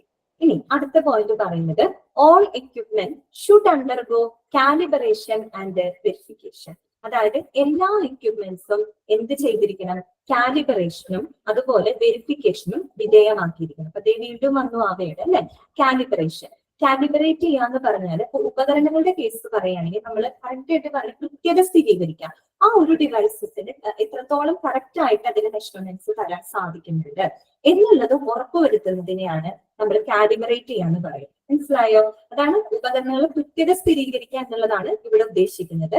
പിന്നെ കാലിബറേഷൻ എന്ന് പറയുമ്പോൾ അതിനെ ഒത്തുനോക്കുക, താരതമ്യപ്പെടുത്തുക എന്നൊക്കെ അർത്ഥമുണ്ട്. അതായത് ശരിക്കും പറഞ്ഞാൽ എന്താ പറയുക, comparison between the two measurements ആണ്. അതായത് ഒരു ഡിവൈസ് തരുന്ന ആ ഒരു വാല്യൂവും അത് ഒരു സ്റ്റാൻഡേർഡ് വാല്യൂ ഉണ്ടായിരിക്കും അല്ലെ, അതുമായിട്ട് ആ ഡിവൈസ് തരുന്ന ആ വാല്യൂ തമ്മിൽ ഒത്തുനോക്കണം. മനസ്സിലാക്കുക. ഇതിപ്പോ എക്സാമ്പിൾ പറയൊരു സിമ്പിൾ ആയിട്ടുള്ള ഒരു കാര്യം പറഞ്ഞു തരാം. ഇതുമായിട്ട് കണക്റ്റഡ് അല്ല കേട്ടോ. നമ്മൾ പറയില്ല, ഇപ്പൊ നമ്മള് കോവിഡ് ഒക്കെ വന്ന സമയത്ത് ഇപ്പൊ നമ്മുടെ ബ്ലഡിലുള്ള ഓക്സിജൻ ലെവൽ നമ്മൾ നോക്കാറുണ്ട് അല്ലെ. ആ ഒരു സമയത്ത് അതൊരു സ്ഥിരം പതിവായിരുന്നു. ഇപ്പോഴും ചെയ്യാറുണ്ട്. പൾസ് ഓക്സിമീറ്റർ വെച്ചിട്ട് ഇപ്പൊ നമ്മള് എത്രയാണ് സാധാരണ ഓക്സിജൻ ലെവൽ എത്ര 96 ആ റേഞ്ച് എന്തോ പറയണം ശരിക്കും. അതാണ് അതിന്റെ സ്റ്റാൻഡേർഡ് വാല്യൂ. അപ്പൊ നമ്മൾ നോക്കുമ്പോൾ അത് ഒരു 90 അല്ലെങ്കിൽ 90 താഴെയൊക്കെ ആണെങ്കിൽ അപ്പൊ നോക്കാൻ മെഷർമെന്റിൽ വന്ന വാരിയേഷൻ കണ്ടോ, ഒരു സ്റ്റാൻഡേർഡ് വാല്യൂ ഉണ്ട്.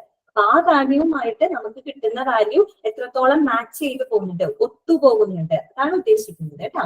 അപ്പൊ ശരിക്കും പറഞ്ഞാൽ കാലിബ്രേഷൻ എന്ന് പറഞ്ഞാൽ എന്താ പറയുക, comparison between the two measurements ആണ്. ഒരു എക്യുപ്മെന്റിന് അത് നൽകേണ്ട ഒരു സ്റ്റാൻഡേർഡ് വാല്യൂ ഉണ്ടായിരിക്കും, അത് ഫിക്സ്ഡ് ആയിരിക്കും.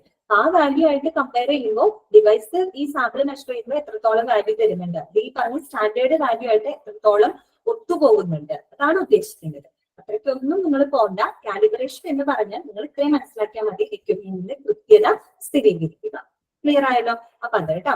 അപ്പോ കാലിബ്രേഷൻ ആൻഡ് വെരിഫിക്കേഷൻ, അത് കൃത്യമായിട്ട് കാലിബ്രേറ്റ് ചെയ്യണം, വെരിഫിക്കേഷന് വിധേയമാക്കണം എല്ലാ എക്യുപ്മെന്റ്സും.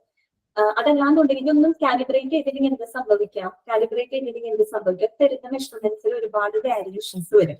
അതിനനുസരിച്ച് ടെസ്റ്റിന് ഭയങ്കര മാറ്റങ്ങൾ വരും. അപ്പൊ അതിനനുസരിച്ച് നമ്മുടെ ട്രീറ്റ്മെന്റ് ആയിക്കോട്ടെ, ഡയഗ്നോസിസ് ഒക്കെ എല്ലാത്തിനും അത് ബാധിക്കും അല്ലെ. ഏറ്റവും കൃത്യമായിട്ടുള്ള റിസൾട്ട് നമുക്ക് കൊടുക്കണം. അതാണ് നമ്മൾക്ക് അറിയാം, ഒരു ലാബിൽ നടക്കുന്നതെന്ന് പറഞ്ഞാൽ എല്ലാം മാനുവലായിട്ട് ചെയ്യുന്ന കാര്യങ്ങൾ മാത്രമല്ല അല്ലെ. ഒരുപാട് ഡിവൈസസും എക്യുപ്മെന്റ്സും ഒക്കെ യൂസ് ചെയ്തോണ്ട് കൂടിയിട്ടാണ് നമ്മൾ ലാബില് പ്രവർത്തനങ്ങളൊക്കെ ചെയ്യുന്നത്. അടുത്തത് എന്താ പറയുന്നത്? ക്ലിയർ ആയല്ലോ നിങ്ങൾക്ക്? അടുത്തത് എന്താണ്?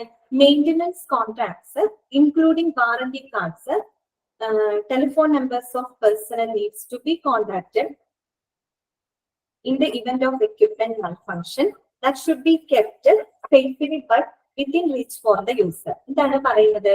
Maintenance contracts including warranty cards. നമുക്കറിയാം എക്യുപ്മെന്റ്സിന് എന്തുണ്ടായിരിക്കും? വാറന്റി കാർഡ്സ് ഉണ്ടായിരിക്കും അല്ലെ. അതുപോലെ തന്നെ ഏതെങ്കിലും എക്യുപ്മെന്റ് മാൽ ഫംഗ്ഷൻ എന്ന് പറഞ്ഞാൽ എന്താണ്? ശരിയായിട്ട് പ്രവർത്തിക്കാതെ വരുന്ന സാഹചര്യത്തില് അത് മെയിന്റനൻസ് ചെയ്യാനുള്ള ആ ഒരു ഓപ്പറേറ്റർ ഉണ്ടാവുമല്ലോ, അദ്ദേഹത്തിന് കോൺടാക്ട് ചെയ്യാനുള്ള നമ്പറും വേണം അല്ലെ. അപ്പൊ അതെല്ലാം തന്നെ എവിടെ ഉണ്ടായിരിക്കണം? ഈ എക്യുപ്മെന്റ്സിന്റെ കാര്യത്തിൽ നമ്മൾ ശ്രദ്ധിക്കണം. അതാണ് പറയുന്നത് maintenance contracts including warranty cards. അതുപോലെ എന്തൊക്കെയാണ്? Telephone numbers of personal that need to be contacted in the event of equipment malfunction. അല്ലെ, എക്യുപ്മെന്റ് ഏതെങ്കിലും കാരണവശാല് ശരിയായിട്ട് പ്രവർത്തിക്കാതെ വന്നു കഴിഞ്ഞാൽ അത് ശരിയാക്കാനായിട്ടുള്ള ഉദ്യോഗസ്ഥർ അല്ലെ, പേഴ്സണലിനെ കോൺടാക്ട് ചെയ്യാനുള്ള number that should be kept. മാൽഫംഗ്ഷൻ എന്ന് പറഞ്ഞാൽ രേഷ്മ ശരിയായിട്ട് പ്രവർത്തിക്കാതിരിക്കുക കേട്ടോ, ശരിയായിട്ട് പ്രവർത്തിക്കാതിരിക്കുക. എക്യുപ്മെന്റ്സ് മാൽഫംഗ്ഷൻ ആവാട്ടോ, അതാണ് ഉദ്ദേശിക്കുന്നത്. that should be kept safely but within reach for the should be kept, അതെ, അൺവർക്കബിൾ കണ്ടീഷൻസ് കേട്ടോ, പറഞ്ഞ കറക്റ്റ് ആണ്. That should be kept safely but within reach for the user. അപ്പൊ അതെല്ലാം തന്നെ എന്താണ്? സേഫ് ആയിട്ട് തന്നെ കീപ്പ് ചെയ്തിരിക്കണം ലാബിനകത്ത്, but within reach for the user. പക്ഷെ എന്താണ്? യൂസറിന് റീച്ചബിൾ ആയിട്ടുള്ള സ്ഥലത്തായിരിക്കണം. ഈസി ആയിട്ട് യൂസർക്ക് കിട്ടാൻ പാകത്തിൽ വേണം. ഇതിന്റെ വാറന്റി കാർഡ്സ് ആയിക്കോട്ടെ, അല്ലെങ്കിൽ ഏതെങ്കിലും തരത്തിൽ അത് ശരിയായിട്ട് പ്രവർത്തിക്കാതെ വന്നാല് അതിന് റിപ്പയർ ചെയ്യാനായിട്ടുള്ള അല്ലെങ്കിൽ ആ ഒരു വ്യക്തിയെ കോൺടാക്ട് ചെയ്യാനുള്ള നമ്പറും എല്ലാം തന്നെ ഒരു ലാബിനകത്ത് സൂക്ഷിച്ചിരിക്കും. ക്ലിയർ ആയല്ലോ? പിന്നെന്താ പറയുന്നത്? Last point, user manual should be readily available for reference. അതായത് ഓരോ എക്യുപ്മെന്റ്സിന്റെ യൂസർ മാനുവൽ, ഇപ്പൊ നമ്മളുടെ വീട്ടിൽ പറഞ്ഞല്ലോ എക്യുപ്മെന്റ്സ് ഇലക്ട്രോണിക് എക്യുപ്മെന്റ്സ് ഒക്കെ വാങ്ങുമ്പോൾ എല്ലാത്തിനും യൂസർ മാനുവൽ കിട്ടും അല്ലെ. അപ്പൊ അതിനകത്ത് കൃത്യമായിട്ട് രേഖപ്പെടുത്തിയിട്ടുണ്ടാവും ആ ഒരു എക്യുപ്മെന്റ് എങ്ങനെ യൂസ് ചെയ്യണം, എങ്ങനെയാണ് അതിലെ കാര്യങ്ങൾ എന്നുള്ളത് അതിന് കൃത്യമായിട്ട് രേഖപ്പെടുത്തിയിട്ടുണ്ടാവും. അപ്പൊ അത്തരത്തിലുള്ള യൂസർ മാനുവൽ എപ്പോഴും റെഡിലി അവൈലബിൾ ആയിരിക്കും. എന്തിനാ? Four reference. എന്തെങ്കിലും കാരണവശാൽ അത് നോക്കണം എന്നുണ്ടെങ്കിൽ ആ ഒരു യൂസർ മാനുവൽ എപ്പോഴും റെഡിലി പെട്ടെന്ന് തന്നെ അവൈലബിൾ ആയിരിക്കും ഒരു ലാബിന്. ക്ലിയർ ആയല്ലോ? അപ്പൊ നമ്മൾ പറഞ്ഞത് എക്യുപ്മെന്റിന്റെ കാര്യമാണ് അല്ലെ. ഒരു എക്യുപ്മെന്റ് നമ്മൾ തുടക്കം തന്നെ പറഞ്ഞിരുന്നു, ഒരു ലാബിനെ സംബന്ധിച്ചിടത്തോളം അവർ ചെയ്യുന്ന ടെസ്റ്റുകൾക്ക് അനുസരിച്ചുകൊണ്ട് അവർക്ക് വേണ്ട എക്യുപ്മെന്റ്സിന്റെ അവര് ലിസ്റ്റ് ഔട്ട് ചെയ്ത് വെക്കണം. ഇനി ഇങ്ങനെയുള്ള എക്യുപ്മെന്റ്സ് എന്ന് പറഞ്ഞാൽ എന്തൊക്കെ ഇൻക്ലൂഡഡ് ആണ്? ഹാർഡ്വെയർ ഉണ്ട്, സോഫ്റ്റ്വെയർ ഓഫ് ഇൻസ്ട്രുമെന്റ്സ് ഉണ്ട്, മെഷറിംഗ് സിസ്റ്റംസ് ഉണ്ട്. അങ്ങനെ എല്ലാം അടങ്ങുന്നതാണ് ഒരു ലാബിലെ എക്യുപ്മെന്റ് എന്ന് പറയുന്നത്. പിന്നെ നമ്മൾ കണ്ടത് എക്യുപ്മെന്റ് ചൂസ് ചെയ്യുന്ന എന്തെല്ലാം കാര്യങ്ങൾ നമ്മൾ ശ്രദ്ധിക്കേണ്ടതുണ്ട്. എന്തൊക്കെയാണ് നമ്മൾ പറഞ്ഞ കാര്യങ്ങള്? അത് ഒരു ലാബിന്റെ രൂപകൽപ്പനയ്ക്കും കപ്പാസിറ്റിക്കും അനുസരിച്ചായിരിക്കണം ഓരോ എക്യുപ്മെന്റും നമ്മൾ ചൂസ് ചെയ്യേണ്ടത്. അതുപോലെ പ്രോപ്പർ ആയിട്ട് മെയിൻ്റനൻസ് ചെയ്തിരിക്കണം. എല്ലാ സമയത്തും യൂസബിൾ ആയിട്ടുള്ള എക്യുപ്മെന്റ്സ് ആയിരിക്കണം. ഏതെങ്കിലും കാരണവശാൽ യൂസബിൾ അല്ലാത്തുണ്ടെങ്കിൽ അത് അവിടെ നിന്ന് റിമൂവ് ചെയ്യണം. അതുപോലെ ഓരോ ക്ലിനിക്കൽ യൂസിന് മുമ്പും തന്നെ ഓരോ എക്യുപ്മെന്റ്സും that should be qualified. Clear ആയല്ലോ?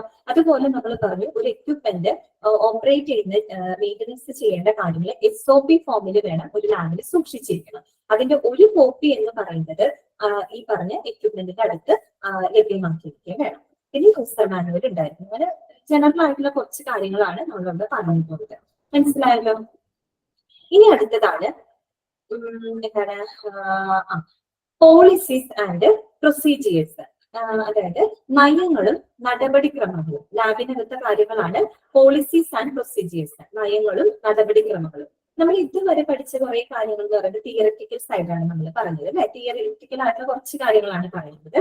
പക്ഷെ ഈ പോളിസീസ് ആൻഡ് പ്രൊസീജിയേഴ്സ് എന്ന് പറയുന്നത് ആ ഒരു ലാബിന്റെ ഒരു പ്രാക്ടിക്കൽ സൈഡാണ് നമ്മളിവിടെ കാണാൻ പോകുന്നത്. ഒരു പ്രാക്ടിക്കൽ സൈഡ് എന്ന് പറഞ്ഞാല് ഒരു ലാബിനകത്ത് സാമ്പിൾ കളക്ട് ചെയ്യുന്നത് തൊട്ട് അതിന്റെ ആ ഒരു റിസൾട്ട് റിലീസ് ചെയ്യുന്നത് വരെയുള്ള കുറച്ച് പ്രൊസീജിയേഴ്സ് ഉണ്ട്, കുറച്ച് നടപടിക്രമങ്ങളുണ്ട്, പോളിസീസ്. അതാണ് ഇവിടെ നമ്മൾ ഇനി പഠിക്കാൻ പോകുന്നത്.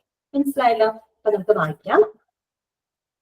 First one policies and procedures. First കാര്യം 4 കാര്യങ്ങളാണ് കേട്ടോ അതിനകത്ത് മെയിൻ ആയിട്ട് നമ്മൾ പറഞ്ഞു പോകുന്നത്. അപ്പൊ 4 കാര്യങ്ങൾ ഹെഡിങ് നമുക്ക് ആദ്യം ഫസ്റ്റ് പറയാം. ഒന്നാമത്തെ എന്താണ്? Sample labelling and documentation. എന്താണ് സാമ്പിൾ ലാബലിംഗ് ആൻഡ് ഡോക്യുമെന്റേഷൻ? നമ്മുടെ സാമ്പിൾ എന്ത് ചെയ്യണം? കൃത്യമായിട്ട് ലാബൽ ചെയ്യണം. ഡോക്യുമെന്റേഷൻ എന്ന് പറഞ്ഞാൽ എന്താണ്? രേഖപ്പെടുത്തുക എന്നുള്ള അർത്ഥമാണ് കേട്ടോ. അതായത് വരുന്ന സാമ്പിളുകൾ കൃത്യമായിട്ട് ലേബൽ ചെയ്ത് രേഖപ്പെടുത്തിയിരിക്കണം. അതാണ് ആദ്യത്തെ പ്രൊസീജിയർ. മനസ്സിലായല്ലോ? രണ്ടാമത്തെ എന്താ പറയുന്നത്? Requisition form or test request form അല്ലെ. അഭ്യർത്ഥന ഫോം ആണ് ടെസ്റ്റ് റിക്വസ്റ്റ് ഫോം അല്ലെങ്കിൽ റിക്വസിഷൻ ഫോം എന്ന് പറയും. അഭ്യർത്ഥന ഫോം ഉണ്ട്. എന്താന്നൊക്കെ നമുക്ക് വഴിയെ പറയാം കേട്ടോ. മൂന്നാമത്തെ എന്താണ്? Sample acceptance or rejection. അതായത് സാമ്പിൾ വേണമെങ്കിൽ ആക്സെപ്റ്റ് ചെയ്യാം, സ്വീകരിക്കാം, അല്ലെങ്കിൽ എന്താണ് റിജക്ട് ചെയ്യാം, അതിന് നിരസിക്കാം. മനസ്സിലായോ? നാലാമത്തെ പോയിന്റ് എന്താ പറയുന്നത്? Laboratory record. എന്താണ് ലബോറട്ടറി റെക്കോർഡ്? ഇതൊക്കെയാണ് നമുക്ക് പോളിസീസിലും പ്രൊസീജിയേഴ്സിലും പഠിക്കാനുള്ള കാര്യങ്ങൾ. അപ്പൊ 4 ഹെഡിങ്സ് നമുക്ക് ഡിസ്കസ് ചെയ്യണം. ആ 4 ഹെഡിങ്സ് ഇതൊക്കെയായിരുന്നു. ഒന്ന് എന്താണ്? Sample labelling and documentation. അത് ഈ പേരിൽ തന്നെ കിട്ടും അല്ലെ. സാമ്പിൾ കൃത്യമായിട്ട് ലാബൽ ചെയ്ത് രേഖപ്പെടുത്തി വെക്കണം. രണ്ടാമത്തെ എന്താ പറഞ്ഞത്? റിക്വസിഷൻ ഫോം അഥവാ ടെസ്റ്റ് റിക്വസ്റ്റ് ഫോം, അഭ്യർത്ഥന ഫോം അല്ലെ. മൂന്നാമത്തെ ഒരു പ്രൊസീജിയർ എന്താ പറഞ്ഞത്? സാമ്പിൾ ആക്സെപ്റ്റൻസ് ഓർ റിജക്ഷൻ അല്ലെ. സാമ്പിളിനെ നമുക്ക് ആക്സെപ്റ്റ് ചെയ്യാം, സ്വീകരിക്കാം, അതല്ലെന്നുണ്ടെങ്കിൽ റിജക്ട് ചെയ്യാം. അതുമായിട്ട് ബന്ധപ്പെട്ട കുറച്ച് കാര്യങ്ങളാണ്. പിന്നെ നാലാമത്തെ എന്താ പറയുന്നത്? ലബോറട്ടറി റെക്കോർഡാണ് പറഞ്ഞത്. അപ്പൊ നമുക്ക് ഇത് ഓരോന്ന് എന്താന്നുള്ളത് മനസ്സിലാക്കാം. അപ്പൊ നമ്മൾ ഇതൊക്കെ പ്രാക്ടിക്കൽ സൈഡാണ് കേട്ടോ. നമ്മൾ ഇതുവരെ കണ്ട തിയറിറ്റിക്കൽ സൈഡാണ്. ഇവിടെയൊക്കെ പറയുന്നത് പ്രാക്ടിക്കൽ ആയിട്ടുള്ള ഒരു കാര്യങ്ങളാണ്. ഫസ്റ്റ് പോയിന്റ് നോക്കിയേ, sample labelling and documentation.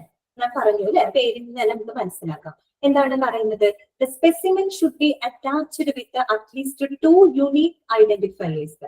Example name, age, etcetera. എന്താ പറയുന്നത്?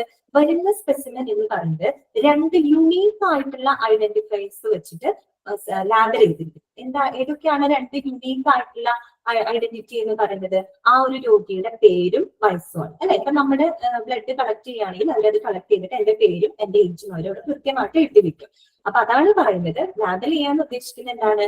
വരുന്ന സാമ്പിളിനെ കൃത്യമായിട്ട് 2 യൂണീക്ക് ആയിട്ടുള്ള ഐഡന്റിറ്റി വെച്ചിട്ട് മാർക്ക് ചെയ്തിരിക്കണം, ലാബൽ ചെയ്തിരിക്കണം. അപ്പൊ ആ 2 യൂണീക്ക് ആയിട്ടുള്ള ഐഡന്റിഫയേഴ്സ് ആയിട്ട് അവർ പറയുന്നത് നെയിമും ഏജും ആണ് കേട്ടോ. പേരും വയസ്സുമാണ് പറയുന്നത്. അടുത്തത് Specimen labeling using barcodes is an option that may decrease the errors. നോക്കൂ, ഇന്നത്തെ കാലത്ത് ഇങ്ങനെയുള്ള ലാബിംഗ് ആണ്, ലാബലിംഗ് യൂസിങ് ബാർകോഡ്സ്. നമ്മൾ സൂപ്പർ മാർക്കറ്റിലൊക്കെ കണ്ടിട്ടില്ലേ, ബാർകോഡ് യൂസ് ചെയ്തിട്ടുള്ള ലാബലിംഗ് അല്ലേ ഇവിടെ നടക്കുന്നത്. അതുപോലെ ഇതിപ്പോ ധാരാളമായിട്ട് പ്രചാരത്തിലുള്ള ഒരു കാര്യമാണ് ലാബലിംഗ് യൂസിങ് ബാർകോഡ് മുഖേന ലാബൽ ചെയ്യുന്നത്. ഈ ബാർകോഡ് മുഖേന ലാബൽ ചെയ്യുമ്പോഴത്തെ കൂടെ എന്താണെന്ന് അറിയാമോ? That decrease the errors. അതായത് മാനുവലി ഉണ്ടാകുന്ന പല എററുകളെയും കുറയ്ക്കാനായിട്ട് എന്ത് സഹായിക്കും? ഈ ബാർകോഡ് യൂസ് ചെയ്ത് ലാബലിംഗ് യൂസിങ് ബാർകോഡ് യൂസ് ചെയ്തിട്ടുള്ള ലാബലിംഗ് ആണെങ്കിൽ മാനുവൽ ആയിട്ട് ഉണ്ടാകുന്ന ഒരുപാട് എററുകളെ കുറയ്ക്കാനായിട്ട് അത് സഹായിക്കും. ഇപ്പൊ ഒന്ന് ആലോചിച്ച് നോക്കിയേ, നമ്മുടെ ലാബിനകത്ത് ഒരു ദിവസം തന്നെ ഒരുപാട് സാമ്പിളുകൾ വരുന്നുണ്ട്. അത് മാത്രമല്ല, ചിലപ്പോൾ ഒരേ പേരിൽ തന്നെ 5-6 ആൾക്കാർ വന്ന് സാമ്പിളുകൾ കൊടുക്കുന്നുണ്ടാവും അല്ലെ. ഒരേ പേരിൽ തന്നെ ഒരുപാട് ആൾക്കാർ ചിലപ്പോൾ സാമ്പിളുകൾ കൊടുക്കുന്നുണ്ടാവും. ചിലപ്പോൾ ഒരു ഇനീഷ്യലിന്റെ വ്യത്യാസങ്ങൾ മാത്രമേ ഉണ്ടാവുള്ളൂ. നമ്മളത് എഴുതിച്ച് കൈകൊണ്ട് എഴുതി അയാളുടെ പേര് എഴുതുന്നു, ഏജ് എഴുതുന്നു, ഇതൊക്കെ എഴുതി ലാബിൽ എഴുതാൻ തന്നെ ചിലപ്പോൾ ആ ലാബിൽ ഏതെങ്കിലും കാരണവശാൽ എഴുതുന്നതിന്റെ പ്രത്യേകത കൊണ്ട് സ്പെല്ലിംഗ് മാറിപ്പോവുകയോ അല്ലെങ്കിൽ ഇനീഷ്യൽ അങ്ങോട്ടും ഇങ്ങോട്ടും മാറുമോ, അല്ലെങ്കിൽ നമ്മൾ വായിക്കുന്ന ആൾക്കാർക്ക് അത് കറക്റ്റ് ആയിട്ട് വായിക്കാൻ പറ്റാതിരിക്കും. അങ്ങനെ പല കൺഫ്യൂഷൻസും വരാം അല്ലെ. അപ്പൊ നമുക്കതൊന്നും എന്ത് ചെയ്യാൻ പാടില്ല, കൺഫ്യൂസ് ആവാനായിട്ട് പാടില്ല. അപ്പൊ ഈ ബാർകോഡ് യൂസ് ചെയ്ത ലാബിലയില ഇങ്ങനെയുള്ള യാതൊരു പ്രശ്നങ്ങളും അവിടെ ഉണ്ടാവില്ല കേട്ടോ. അതായത് ഒരേ പേരിൽ പല ആൾക്കാർ വന്നാലും ബാർകോഡ് യൂസ് ചെയ്തിട്ടാണ് ലാബിൽ എഴുതിയിരിക്കുന്നതെങ്കിൽ യാതൊരു കൺഫ്യൂഷൻസ് അവിടെ വരാനുള്ള സാധ്യതയില്ല. അതാണ് അവിടെ പറയുന്നത്, specimen labeling using barcodes is an option that may decrease the errors. കിട്ടല്ലോ. അടുത്തത്, label may include following details. ഇനി ലാബലില് എന്തെല്ലാം കാര്യങ്ങളൊക്കെ നമുക്ക് ഉൾപ്പെടുത്താം. അപ്പൊ ഒരു കാര്യം നമ്മൾ പറഞ്ഞു, 2 യൂണീക്ക് ആയിട്ടുള്ള ഐഡന്റിഫയേഴ്സ്, അതിനകത്ത് നമ്മൾ പറഞ്ഞു പേര് വയസ്സും പറഞ്ഞു. എന്തെല്ലാം കാര്യങ്ങള് നമുക്ക് ലാബലിങ്ങിൽ ഉൾപ്പെടുത്താം എന്നാണ് പറയുന്നത്. സിമ്പിൾ ആണ്. എന്തൊക്കെയാണ്? ഒന്ന് പേഷ്യൻസ് നെയിം, ഏജ്, ജെൻഡർ അറിയാലോ. ആ പേഷ്യന്റിന്റെ പേര്, വയസ്സ്, അയാൾ മെയിൽ ഓർ ഫീമെയിൽ എന്നുള്ളത് രേഖപ്പെടുത്താം. പിന്നെന്താ പറയുന്നത്? പേഷ്യന്റ് ID അല്ലെ. ആ പേഷ്യന്റിന്റെ ഒരു ഐഡന്റിറ്റി നമ്പർ ഉണ്ടായിരിക്കും. ഇപ്പൊ ഏത് ഹോസ്പിറ്റലിൽ പോയാലും ഫസ്റ്റ് രജിസ്റ്റർ ചെയ്യണം അല്ലെ. രജിസ്റ്റർ ചെയ്യുമ്പോൾ തന്നെ നമുക്ക് ആ ഒരു പേഷ്യന്റിന് യുണീക്ക് ആയിട്ടുള്ള ഒരു ഐഡന്റിറ്റി നമ്പർ ഉണ്ട്. ആ ഒരു ഐഡന്റിറ്റി നമ്പറോട് തന്നെ എല്ലാ കാര്യങ്ങളും നമുക്ക് സെർച്ച് ചെയ്യാനും എല്ലാം കിട്ടും അല്ലെ. എല്ലാം തന്നെ സിസ്റ്റം വൈസ്ഡ് ആണ് ഹോസ്പിറ്റലിൽ. അപ്പൊ പേഷ്യന്റിന് ഐഡന്റിറ്റി നമ്പർ ഉണ്ടായിരിക്കണം. പിന്നെന്താ പറയുന്നത്? Test request. എന്തൊക്കെ ടെസ്റ്റുകളാണ് ആവശ്യപ്പെട്ടിരിക്കുന്നത്, അല്ലെങ്കിൽ ഏതെല്ലാം ടെസ്റ്റുകളാണ് ചെയ്യേണ്ടത്, അത് അതിൽ കൃത്യമായിട്ട് രേഖപ്പെടുത്തി വെക്കണം. ലാബിൽ കൃത്യമായിട്ട് രേഖപ്പെടുത്തി വെക്കണം. ഇന്ന സാമ്പിള് ഇന്ന ടെസ്റ്റ് ആണ് അതിൽ ചെയ്യാനുള്ളത് എന്നുള്ള കാര്യം അത് കൃത്യമായിട്ട് ലാബിൽ ചെയ്ത് വെച്ചിരിക്കണം. പിന്നെന്താ പറയുന്നത്? Time and date of specimen collection. അതായത് ഈ സ്പെസിമെൻ കളക്ട് ചെയ്യുന്നതിന്റെ സമയം അല്ലെ, ടൈമും അതുപോലെ തന്നെ ഡേറ്റും ആ ലാബലിൽ എഴുതി വെക്കണം. മനസ്സിലായല്ലോ. അപ്പൊ ഇത്രയും കാര്യങ്ങളാണ് സാമ്പിൾ ലാബലിംഗിലും ഡോക്യുമെന്റേഷനിൽ വരുന്നത്. സിമ്പിൾ ആയിട്ടുള്ള കാര്യങ്ങളാണല്ലോ. ഒരു കാര്യം മനസ്സിലാക്കാം, നമ്മുടെ ലാബിൽ ചെയ്യുന്ന സമയത്ത് എന്താണ് 2 യൂണീക്ക് ആയിട്ടുള്ള ഐഡന്റിഫയേഴ്സ് വെച്ചിട്ടും ലാബിൽ എഴുതിയിരിക്കണം. ഇത് മെയിൻ ആയിട്ട് പറയുന്ന പേരും വയസ്സും ഒക്കെയാണ്. അത് മാത്രമല്ല പലതും ഉൾപ്പെടുത്താം അല്ലെ. അപ്പൊ നമ്മൾ പറഞ്ഞു പേഷ്യന്റ് വയസ്സ് ഉൾപ്പെടുത്താം, പേര് ഉൾപ്പെടുത്താം, ജെൻഡർ ഉൾപ്പെടുത്താം, അതിന്റെ ഐഡന്റിറ്റി നമ്പർ രേഖപ്പെടുത്താം, എന്തൊക്കെ ടെസ്റ്റുകൾ നമ്മൾ നടത്തുന്നുണ്ട് എന്നുള്ളത് രേഖപ്പെടുത്താം. അതുപോലെ തന്നെ ആ ഒരു സാമ്പിൾ കളക്ട് ചെയ്ത ടൈമും ഡേറ്റും അതിൽ കൃത്യമായിട്ട് രേഖപ്പെടുത്തി വെക്കണം. പിന്നെ നമ്മൾ പറഞ്ഞു ഈ പറഞ്ഞ ലാബലിംഗ് യൂസിങ് ബാർകോഡ് അല്ലെ. ബാർകോഡ് യൂസ് ചെയ്തുള്ള ലാബലിംഗ് ഇത് ഒരുപാട് പ്രചാരത്തിലുള്ള ഒരു കാര്യമാണ്. അത് ഈ പറഞ്ഞ മാനുവലി ഉണ്ടാകുന്ന ഒരുപാട് എററുകളെ കുറയ്ക്കാനായിട്ട് അത് സഹായിക്കുന്നുണ്ട്. മനസ്സിലായല്ലോ. അടുത്തതാണ്. അപ്പൊ അതും ക്ലിയർ ആയല്ലോ. ഫസ്റ്റ് കാര്യം മനസ്സിലായി അല്ലെ. ഇനി രണ്ടാമത്തെ എന്താണ് പറയുന്നത്? റിക്വസിഷൻ ഫോം അഥവാ ടെസ്റ്റ് റിക്വസ്റ്റ് ഫോം അല്ലെ. അഭ്യർത്ഥന ഫോം ആണ്. എന്താണ് ഈ അഭ്യർത്ഥന ഫോം എന്നതുകൊണ്ട് ഉദ്ദേശിക്കുന്നത്? നമുക്ക് വായിച്ചു നോക്കാം. The requisition form should be finished by the doctor or health worker requesting the test and sent together with the specimen or patient to the laboratory. അപ്പൊ മനസ്സിലായോ? ആരാണ് റിക്വസിഷൻ ഫോം ഫിനിഷ് ചെയ്യേണ്ടത്? ഡോക്ടർ അല്ലെങ്കിൽ ഹെൽത്ത് വർക്കർ അല്ലെ. ആ പേഷ്യന്റുമായിട്ട് ബന്ധപ്പെട്ടിട്ടുള്ള ഡോക്ടറോ അല്ലെങ്കിൽ ഒരു ഹെൽത്ത് വർക്കറോ ആയിരിക്കണം റിക്വസിഷൻ ഫോം അഥവാ അഭ്യർത്ഥന ഫോം ഫിനിഷ് ചെയ്യേണ്ടത്. എനിക്ക് ഇന്നൊരു ടെസ്റ്റ് ചെയ്യണം എന്ന് എന്നോട് നിർദ്ദേശിക്കുന്നത് ആരായിരിക്കും? എന്റെ ഡോക്ടർ ആയിരിക്കും അല്ലെ. അപ്പൊ എന്റെ ഡോക്ടർ എനിക്ക് വേണ്ടി റിക്വസിഷൻ ഫോം എഴുതി തരുന്നു. ഇന്ന ടെസ്റ്റ് CBC അല്ലെങ്കിൽ തൈറോയിഡ് ഇതുപോലെ ടെസ്റ്റുകൾ എഴുതി തന്നിട്ട് അത് എന്റെ കയ്യിൽ തന്നുവിടും. കൊടുത്തുവിടും അല്ലെ. ഞാൻ അതുകൊണ്ട് ലാബിൽ പോകുന്നു, സാമ്പിൾ കളക്ട് ചെയ്യുന്നു, ടെസ്റ്റിങ്ങിന് പോകുന്നു, അങ്ങനെയല്ലേ. അപ്പൊ ആ ഒരു റിക്വസിഷൻ ഫോം എനിക്ക് വേണ്ടി റിക്വസ്റ്റ് ചെയ്യേണ്ട എന്റെ ഡോക്ടർ ആയിരിക്കും, അല്ലെങ്കിൽ ഞാനായിട്ട് ബന്ധപ്പെട്ട എന്റെ ഹെൽത്ത് വർക്കർ ആയിരിക്കും. അപ്പൊ ആ ഒരു റിക്വസിഷൻ ഫോം ഫിനിഷ് ചെയ്യേണ്ടത് ആരായിരിക്കണം? ഒരു ഡോക്ടറോ ഹെൽത്ത് വർക്കറോ ആയിരിക്കണം. എന്നിട്ട് പേഷ്യന്റ് അല്ല കേട്ടോ റിക്വസിഷൻ ഫോം ഫിൽ ചെയ്യേണ്ടത്. That should be finished by a doctor or a health worker. Clear ആയല്ലോ? റിക്വസ്റ്റിംഗ് ദ ടെസ്റ്റ് അല്ലെ, എന്തൊക്കെ ടെസ്റ്റ് വേണം എന്ന് റിക്വസ്റ്റ് ചെയ്യുന്നുണ്ട്. ആ ഫോം ഫിൽ ചെയ്യുന്നു, അത് ഫിനിഷ് ചെയ്യുന്നു, and send together with the specimen of patient the lab. എന്നിട്ട് പേഷ്യന്റിന്റെ കൂടെ അത് കൊടുത്തു വിടുന്നു അല്ലെ. അങ്ങനെയാണ് ചെയ്യുന്നത്. അത്രയേ ഉള്ളൂ. പിന്നെന്താ പറയുന്നത്? The patient's identity, age, location, date and time of specimen collection, investigations requested and source of a sample. ബ്രാക്കറ്റിൽ കൊടുത്തിട്ടുണ്ട് example for culture and histopathology that should also be included. ഈ ഒരു റിക്വസിഷൻ ഫോമില് എന്തെല്ലാം കാര്യങ്ങൾ ഉണ്ടായിരിക്കണം? ഒന്ന് പറയുന്നത് പേഷ്യൻസ് ഐഡന്റിറ്റി അല്ലെ, ആ പേഷ്യന്റിന്റെ ഐഡന്റിറ്റി ഉണ്ടായിരിക്കണം, ഏജ് ഉണ്ടായിരിക്കണം, വയസ്സ് ഉണ്ടായിരിക്കണം, ലൊക്കേഷൻ, അയാൾ എവിടെ നിന്ന് വരുന്ന ആളാണ്, അയാളുടെ ലൊക്കേഷൻ എവിടെയാണ് അത് എഴുതിയിരിക്കണം, date and time of specimen collection, ആ സ്പെസിമെൻ കളക്ട് ചെയ്യുന്ന ഡേറ്റും ടൈമും അവിടെ രേഖപ്പെടുത്തിയിരിക്കണം, ഇൻവെസ്റ്റിഗേഷൻസ് റിക്വസ്റ്റഡ്, ഇത് പറഞ്ഞ ടെസ്റ്റ് റിക്വസ്റ്റഡ്, എന്തൊക്കെ ടെസ്റ്റുകളാണ് അതിൽ ചെയ്യാൻ ഉദ്ദേശിക്കുന്നത് അതിനകത്ത് ഉണ്ടായിരിക്കണം, and source of a sample, അതുപോലെ സാമ്പിളിന്റെ സോഴ്സ്. ബ്രാക്കറ്റിൽ എക്സാമ്പിൾ ആയിട്ട് പറഞ്ഞിട്ടുണ്ട് ഫോർ കൾച്ചർ ആൻഡ് ഹിസ്റ്റോപാത്തോളജി. അപ്പൊ നമുക്കറിയാം യൂറിൻ കൾച്ചർ ചെയ്യാറുണ്ട് അല്ലെ. അപ്പൊ കൾച്ചറിനാണെങ്കിൽ ഇപ്പൊ യൂറിൻ ആണ് കളക്ട് ചെയ്യുന്നതെങ്കിൽ കൾച്ചറിന് വേണ്ടി യൂറിൻ എന്ന സാമ്പിൾ ആണ് എടുത്തിരിക്കുന്നത്, സ്പെസിമെൻ ആണ് എടുത്തിരിക്കുന്നത്. അതുപോലെ ഹിസ്റ്റോപാത്തോളജി നമ്മൾ പഠിച്ചതാണ് അല്ലെ, ടിഷ്യൂസ് ആയിരിക്കും കളക്ട് ചെയ്യുക സ്പെസിമെൻ ആയിട്ട്. അപ്പൊ അതിന് വേണ്ടിയിട്ട് ആ ടെസ്റ്റിന് വേണ്ടിയിട്ട് എന്ത് സാമ്പിൾ ആണോ നമ്മൾ കളക്ട് ചെയ്തിരിക്കുന്നത് അതിന്റെ സോഴ്സും കൂടെ അവിടെ രേഖപ്പെടുത്തിയിട്ടുണ്ടായിരിക്കണം. അതാണ് that should also be included. Clear ആയല്ലോ? അത് വളരെ സിമ്പിൾ ആയിട്ടുള്ള ഒരു കാര്യമാണ്. റിക്വസിഷൻ ഫോം എന്ന് പറഞ്ഞാൽ അഭ്യർത്ഥന ഫോം ആണ്. അത് നമുക്ക് വേണ്ടിയിട്ട് നമ്മുടെ ഡോക്ടറോ അല്ലെങ്കിൽ ഒരു ഹെൽത്ത് വർക്കറോ ആയിരിക്കും ഇന്ന ടെസ്റ്റുകളൊക്കെ ആവശ്യപ്പെട്ടുകൊണ്ട് ഒരു റിക്വസിഷൻ ഫോം എഴുതി നമ്മുടെ കയ്യിൽ കൊടുത്തുവിടുന്നു ലാബിലോട്ട്. അപ്പൊ ആ ഒരു റിക്വസിഷൻ ഫോമിൽ ആ ഒരു പേഷ്യന്റിന്റെ ഐഡന്റിറ്റി ഉണ്ടായിരിക്കണം, വയസ്സ് ഉണ്ടായിരിക്കണം, അതുപോലെ അയാളുടെ ലൊക്കേഷൻ, എവിടെ നിന്നാണ് അയാൾ വരുന്നത് എന്നത് രേഖപ്പെടുത്തിയിരിക്കണം, എന്തൊക്കെ ടെസ്റ്റുകൾ അതിനകത്ത് നടത്തണം, പിന്നെ ആ ഒരു ടെസ്റ്റിന് വേണ്ടി എന്ത് സ്പെസിമെൻ ആണ് അവർ കളക്ട് ചെയ്തിരിക്കുന്നത് എന്നുള്ള കാര്യങ്ങളൊക്കെ ആ ഒരു റിക്വസിഷൻ ഫോമിൽ ഉണ്ടായിരിക്കണം. മനസ്സിലായല്ലോ? ഇപ്പൊ രണ്ടാമത്തെ കാര്യം നമ്മൾ പറഞ്ഞു കഴിഞ്ഞു.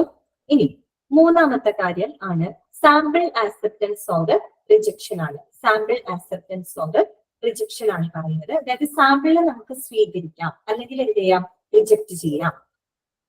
അപ്പൊ നമുക്ക് ഒന്ന് വായിക്കാം. All specimens should be checked on receiving in the laboratory for fitness for test. These checks should include suitable container, quantity or volume. Bracket in case of blood or urine sample. പിന്നെ quality of sample ബ്രാക്കറ്റിൽ പറയുന്നുണ്ട്. In the case of tissue samples any leakage etcetera. എന്താണ് മനസ്സിലായോ? All specimens should be checked on receiving in the laboratory for fitness for test. അതായത് ഒരു ലാബിനകത്തേക്ക് ടെസ്റ്റിന് വരുന്ന എല്ലാ സാമ്പിളുകളും പരിശോധന യോഗ്യമാണോ എന്ന് ആര് പരിശോധിച്ചിരിക്കണം? ലാബ് നോക്കിയിരിക്കണം. മനസ്സിലായോ ഞാൻ പറഞ്ഞത്? അതായത് ഒരു ലാബിനകത്തേക്ക് വരുന്ന സ്പെസിമെൻ ഉണ്ട് അല്ലെ, സാമ്പിളുകൾ ഉണ്ട്, അത് പരിശോധനാ യോഗ്യമാണോ എന്ന് ആര് ചെക്ക് ചെയ്യണം? അത് ലബോറട്ടറി ചെക്ക് ചെയ്യേണ്ട ഒരു കാര്യമാണ്. മനസ്സിലായോ? എന്തൊക്കെ കാര്യങ്ങൾ ആ ഒരു ചെക്കിങ്ങിനകത്ത് ഉൾപ്പെടുന്നുണ്ട്? These checks should include suitable container. അതായത് ഈ സാമ്പിൾ വരുന്നത് സ്യൂട്ടബിൾ കണ്ടെയ്നറിലാണോ? ഇപ്പൊ ചില സ്പെസിമെൻസ് ഉണ്ട്, ഇപ്പൊ ബ്ലഡ് ആണെങ്കിൽ നമ്മൾ അവിടെ പോയിരുന്നാൽ മതി, അവര് നമ്മൾ കളക്ട് ചെയ്തോളും. പക്ഷെ യൂറിൻ പോലെയുള്ള സാമ്പിൾസ് ഒക്കെ ആവുമ്പോൾ നമ്മൾ കളക്ട് ചെയ്യും അല്ലെ. അപ്പൊ നമുക്ക് അവർ കൃത്യമായിട്ടൊരു കണ്ടെയ്നർ അവർ തരാറുണ്ട്, ലാബുകാർ നമുക്ക് തരും. എന്നിട്ട് അവർ പറയൂ അല്ലെ, എന്റെ കണ്ടെയ്നറിൽ ഇത്ര എമൗണ്ട് യൂറിൻ എടുക്കണം, യൂറിൻ കളക്ട് ചെയ്ത് കൊണ്ടുവരാൻ വേണ്ടി അവർ ആവശ്യപ്പെടും. നമ്മൾ നമ്മുടെ ഒരു കണ്ടെയ്നർ എടുത്തോണ്ട് പോയി ശരിയാവോ? ഇല്ല, അതൊരു സ്യൂട്ടബിൾ കണ്ടെയ്നറിലായിരിക്കണം. അപ്പൊ അവര് തരുന്ന കണ്ടെയ്നേഴ്സ് എന്ന് പറയുമ്പോൾ കറക്റ്റ് സ്റ്റെറിലൈസ് ചെയ്തിട്ടുള്ള കണ്ടെയ്നേഴ്സ് ആണ് നമുക്ക് തരുന്നത് അല്ലെ. അത്രയേ ഉള്ളൂ. അപ്പൊ അത് സ്യൂട്ടബിൾ കണ്ടെയ്നറിലാണോ സ്പെസിമെൻ വരുന്നത്? അതുപോലെ ക്വാണ്ടിറ്റി ഓർ വോളിയം ബ്രാക്കറ്റിൽ പറയുന്നുണ്ട്. In case of blood or urine sample, ഇപ്പൊ ബ്ലഡ് ആയിക്കോട്ടെ യൂറിൻ സാമ്പിൾ ആയിക്കോട്ടെ, അത് വേണ്ടത്ര അളവിലുണ്ടോ, ക്വാണ്ടിറ്റിയിലുണ്ടോ, വോളിയത്തിലുണ്ടോ? ചിലപ്പോ പരിശോധനയ്ക്ക് എന്ത് വേണം, ഇത്ര എമൗണ്ട് വേണമെന്നുണ്ടായിരിക്കും അല്ലെ. അവര് പറയും, ഇപ്പൊ യൂറിൻ ആക്കുകയാണെങ്കിൽ അവർ കൃത്യമായിട്ട് പറയും ഇത്ര എമൗണ്ട് ആ ഒരു കണ്ടെയ്നറിൽ അവർ കാണിച്ചത് ഇത്ര എമൗണ്ട് യൂറിൻ വേണം. പിന്നെ അവര് നമ്മളോട് ആവശ്യപ്പെടാറുണ്ട്, ചിലപ്പോൾ ആദ്യത്തെ യൂറിൻ കളഞ്ഞിട്ട് മിഡിൽ വരുന്ന യൂറിൻ കളക്ട് ചെയ്ത് കൊണ്ടുവരണം എന്നൊക്കെ അവര് നമ്മളോട് ആവശ്യപ്പെടാറുണ്ട് അല്ലെ. കാര്യം എന്താണ്? കൃത്യമായിട്ട് പരിശോധന നടത്താനായിട്ട് വേണ്ടത്ര രീതിയിലുള്ള ക്വാളിറ്റിയിലും ക്വാണ്ടിറ്റിയിലും ഉള്ള സാമ്പിളുകളാണോ എന്നുള്ളത് പരിശോധിക്കണം. പിന്നെ പറഞ്ഞത് ക്വാളിറ്റി ഓഫ് സാമ്പിൾ അല്ലെ, സാമ്പിളിന്റെ ക്വാളിറ്റി ബ്രാക്കറ്റിൽ പറയുന്നുണ്ട്. In the case of tissue samples any leakage etcetera. അതായത് ഏതെങ്കിലും ഇപ്പൊ ടിഷ്യൂ സാമ്പിൾസ് ഒക്കെ ആണെങ്കിൽ അത് ആ സാമ്പിൾ എന്ന് പറഞ്ഞത് പരിശോധനയ്ക്ക് യോഗ്യമാകുന്ന തരത്തില് ക്വാളിറ്റി ഉള്ളതായിരിക്കണം. അങ്ങനെയുള്ള എന്താണ് കാര്യങ്ങൾ ഒരു ലാബ് ചെയ്തിരിക്കും. മനസ്സിലായല്ലോ? സ്പെസിമെന്റെ കാര്യത്തിൽ ക്ലിയർ ആയില്ലേ? എന്താണ് സ്പെസിമെൻ? പരിശോധനാ യോഗ്യമാണോ എന്ന് പരിശോധിക്കണം, ലാബ് പരിശോധിക്കണം എന്ന് പറഞ്ഞാൽ ഈ വരുന്ന സ്പെസിമെൻസ് എല്ലാം കറക്റ്റ് കണ്ടെയ്നറിലാണോ വരുന്നത്, അതോടൊപ്പം തന്നെ അത് വേണ്ടത്ര ക്വാണ്ടിറ്റിയിലും ക്വാളിറ്റിയിലും ഉണ്ടോ എന്നുള്ളതൊക്കെ ലാബ് ചെയ്തിരിക്കും, ചെക്ക് ചെയ്ത് നോക്കണം. പിന്നെ രണ്ടാമത്തെ എന്താ പറയുന്നത്? Record should be kept for acceptance or rejection. ഇവിടെ ഒരു ഓറിന്റെ ചിഹ്നം വേണം കേട്ടോ.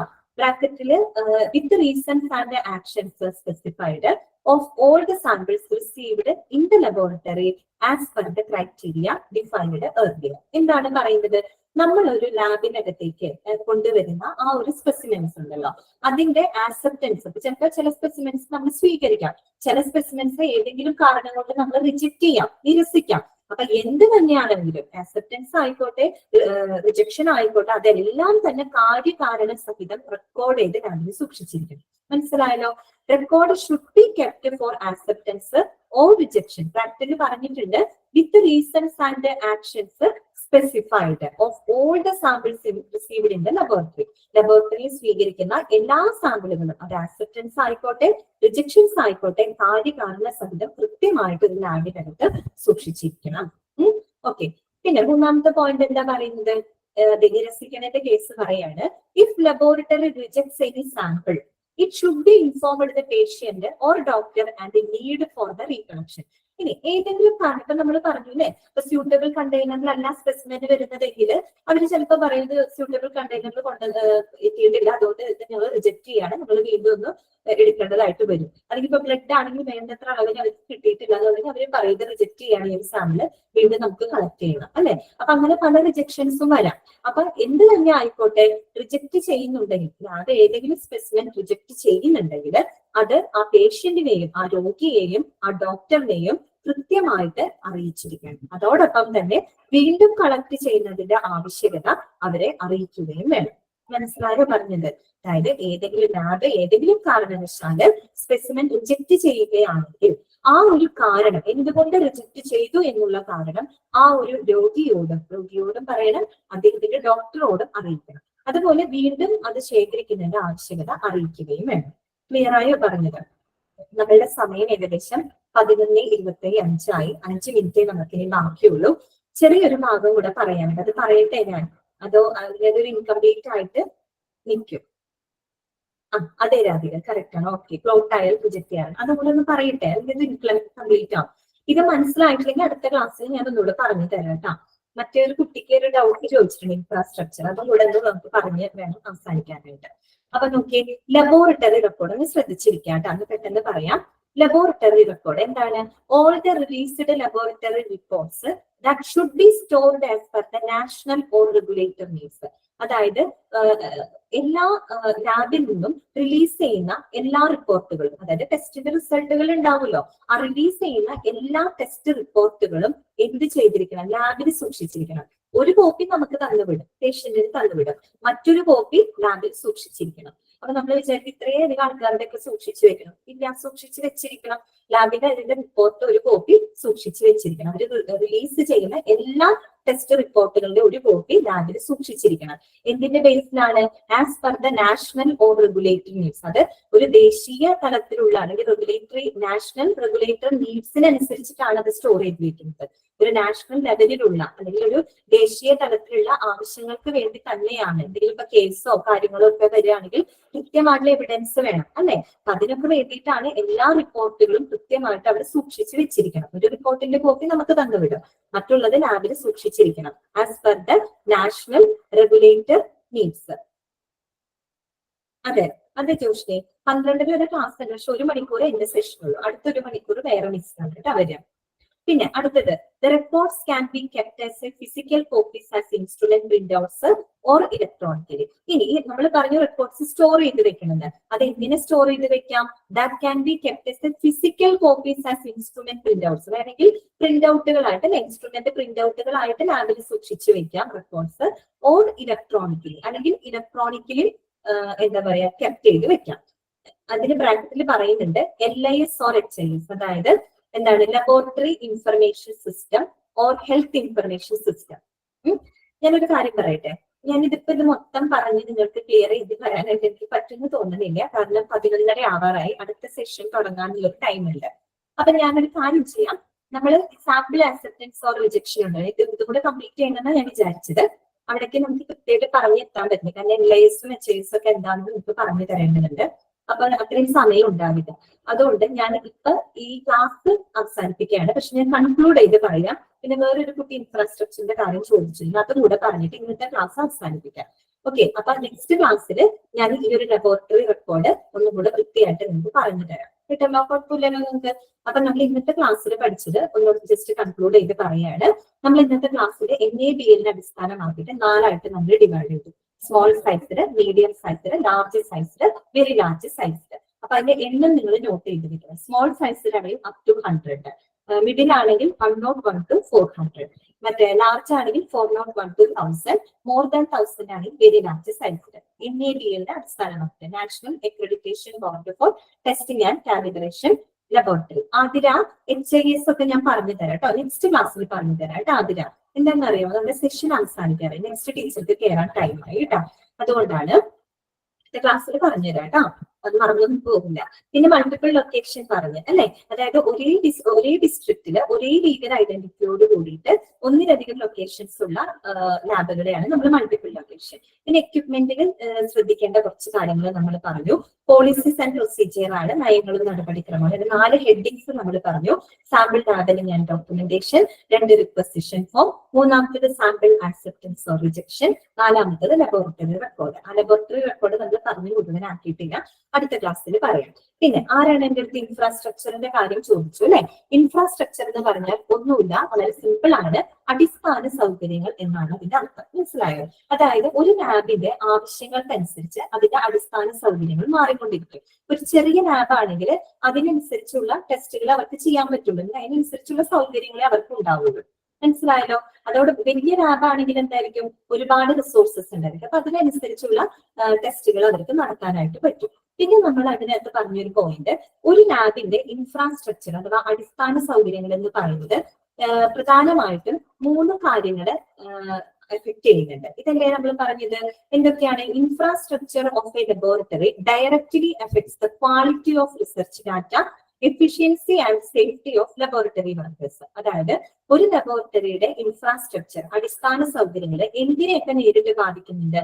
ഒന്ന് ക്വാളിറ്റി ഓഫ് റിസർച്ച് ഡാറ്റ, ആ ഒരു ലാബ് തരുന്ന റിസൾട്ടിന്റെ ക്വാളിറ്റീനെ എന്ത് ചെയ്യുന്നുണ്ട്? എഫക്ട് ചെയ്യുന്നത്. പിന്നെ എഫിഷ്യൻസി എന്ന് പറഞ്ഞാൽ ആ ഒരു ലാബിന്റെ ആ ഒരു എഫിഷ്യൻസി അല്ലെ, അതിന്. അതുപോലെ തന്നെ സേഫ്റ്റി, ആ ലാബിൽ വർക്ക് ചെയ്യുന്ന ആ സ്റ്റാഫുകളുടെ സേഫ്റ്റിനെയും അത് ഡയറക്റ്റ്ലി എഫക്ട് ചെയ്യുന്നുണ്ട്. അതാണ് ഇൻഫ്രാസ്ട്രക്ചർ എന്ന് ഉദ്ദേശിച്ചത്. മനസ്സിലായാലും അടിസ്ഥാന സൗകര്യങ്ങൾ കേട്ടോ, ജനറൽ ആയിട്ടുള്ള കാര്യങ്ങളാണ് അതിന് പറഞ്ഞത്. പിന്നെ മനസ്സിലാക്കേണ്ടത്, ഒരു ലാബ് നല്ല രീതിയിൽ പ്രവർത്തിക്കണമെങ്കിൽ അവിടുത്തെ സ്റ്റാഫുകൾക്ക് നല്ല റിസോഴ്സ് പ്രൊവൈഡ് ചെയ്യണം എന്നുള്ളത് ആ ഒരു ലബോറട്ടറി മാനേജ്മെന്റിന്റെ ഉത്തരവാദിത്തമാണ്. മനസ്സിലായത്? അപ്പൊ ആരാണ് ഇൻഫ്രാസ്ട്രക്ചർ ചോദിച്ചിരുന്നത് അയാൾക്ക് ക്ലിയർ ആയെന്ന് വിചാരിക്കുന്നു കേട്ടോ. ഞാനൊന്ന് അൺമ്യൂട്ട് ചെയ്യാണ്. എന്തെങ്കിലും ഡൗട്ട് ഇന്നത്തെ ക്ലാസ്സിലുണ്ടോ? ചോദിച്ചോളൂ.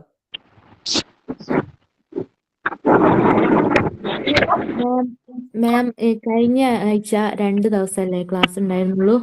അതെ അതെ അതെ. അത് മൺഡേ ഇങ്ങനത്തെ ഉണ്ടായിരുന്നു ക്ലാസ്. 2 ക്ലാസ് എനിക്ക് കയറാൻ പറ്റിയിട്ടില്ലായിരുന്നു, ഹോസ്പിറ്റൽ ഇഷ്യൂ ആയതുകൊണ്ട്. നമ്മുടെ റെക്കോർഡഡ് ക്ലാസ് ഉണ്ടാവും, അതൊന്ന് കണ്ടു നോക്കണേ. റെക്കോർഡഡ് ഉണ്ടാവും കേട്ടോ ക്ലാസ്, അത് കണ്ടാൽ മതി. ഓക്കെ അല്ലേ?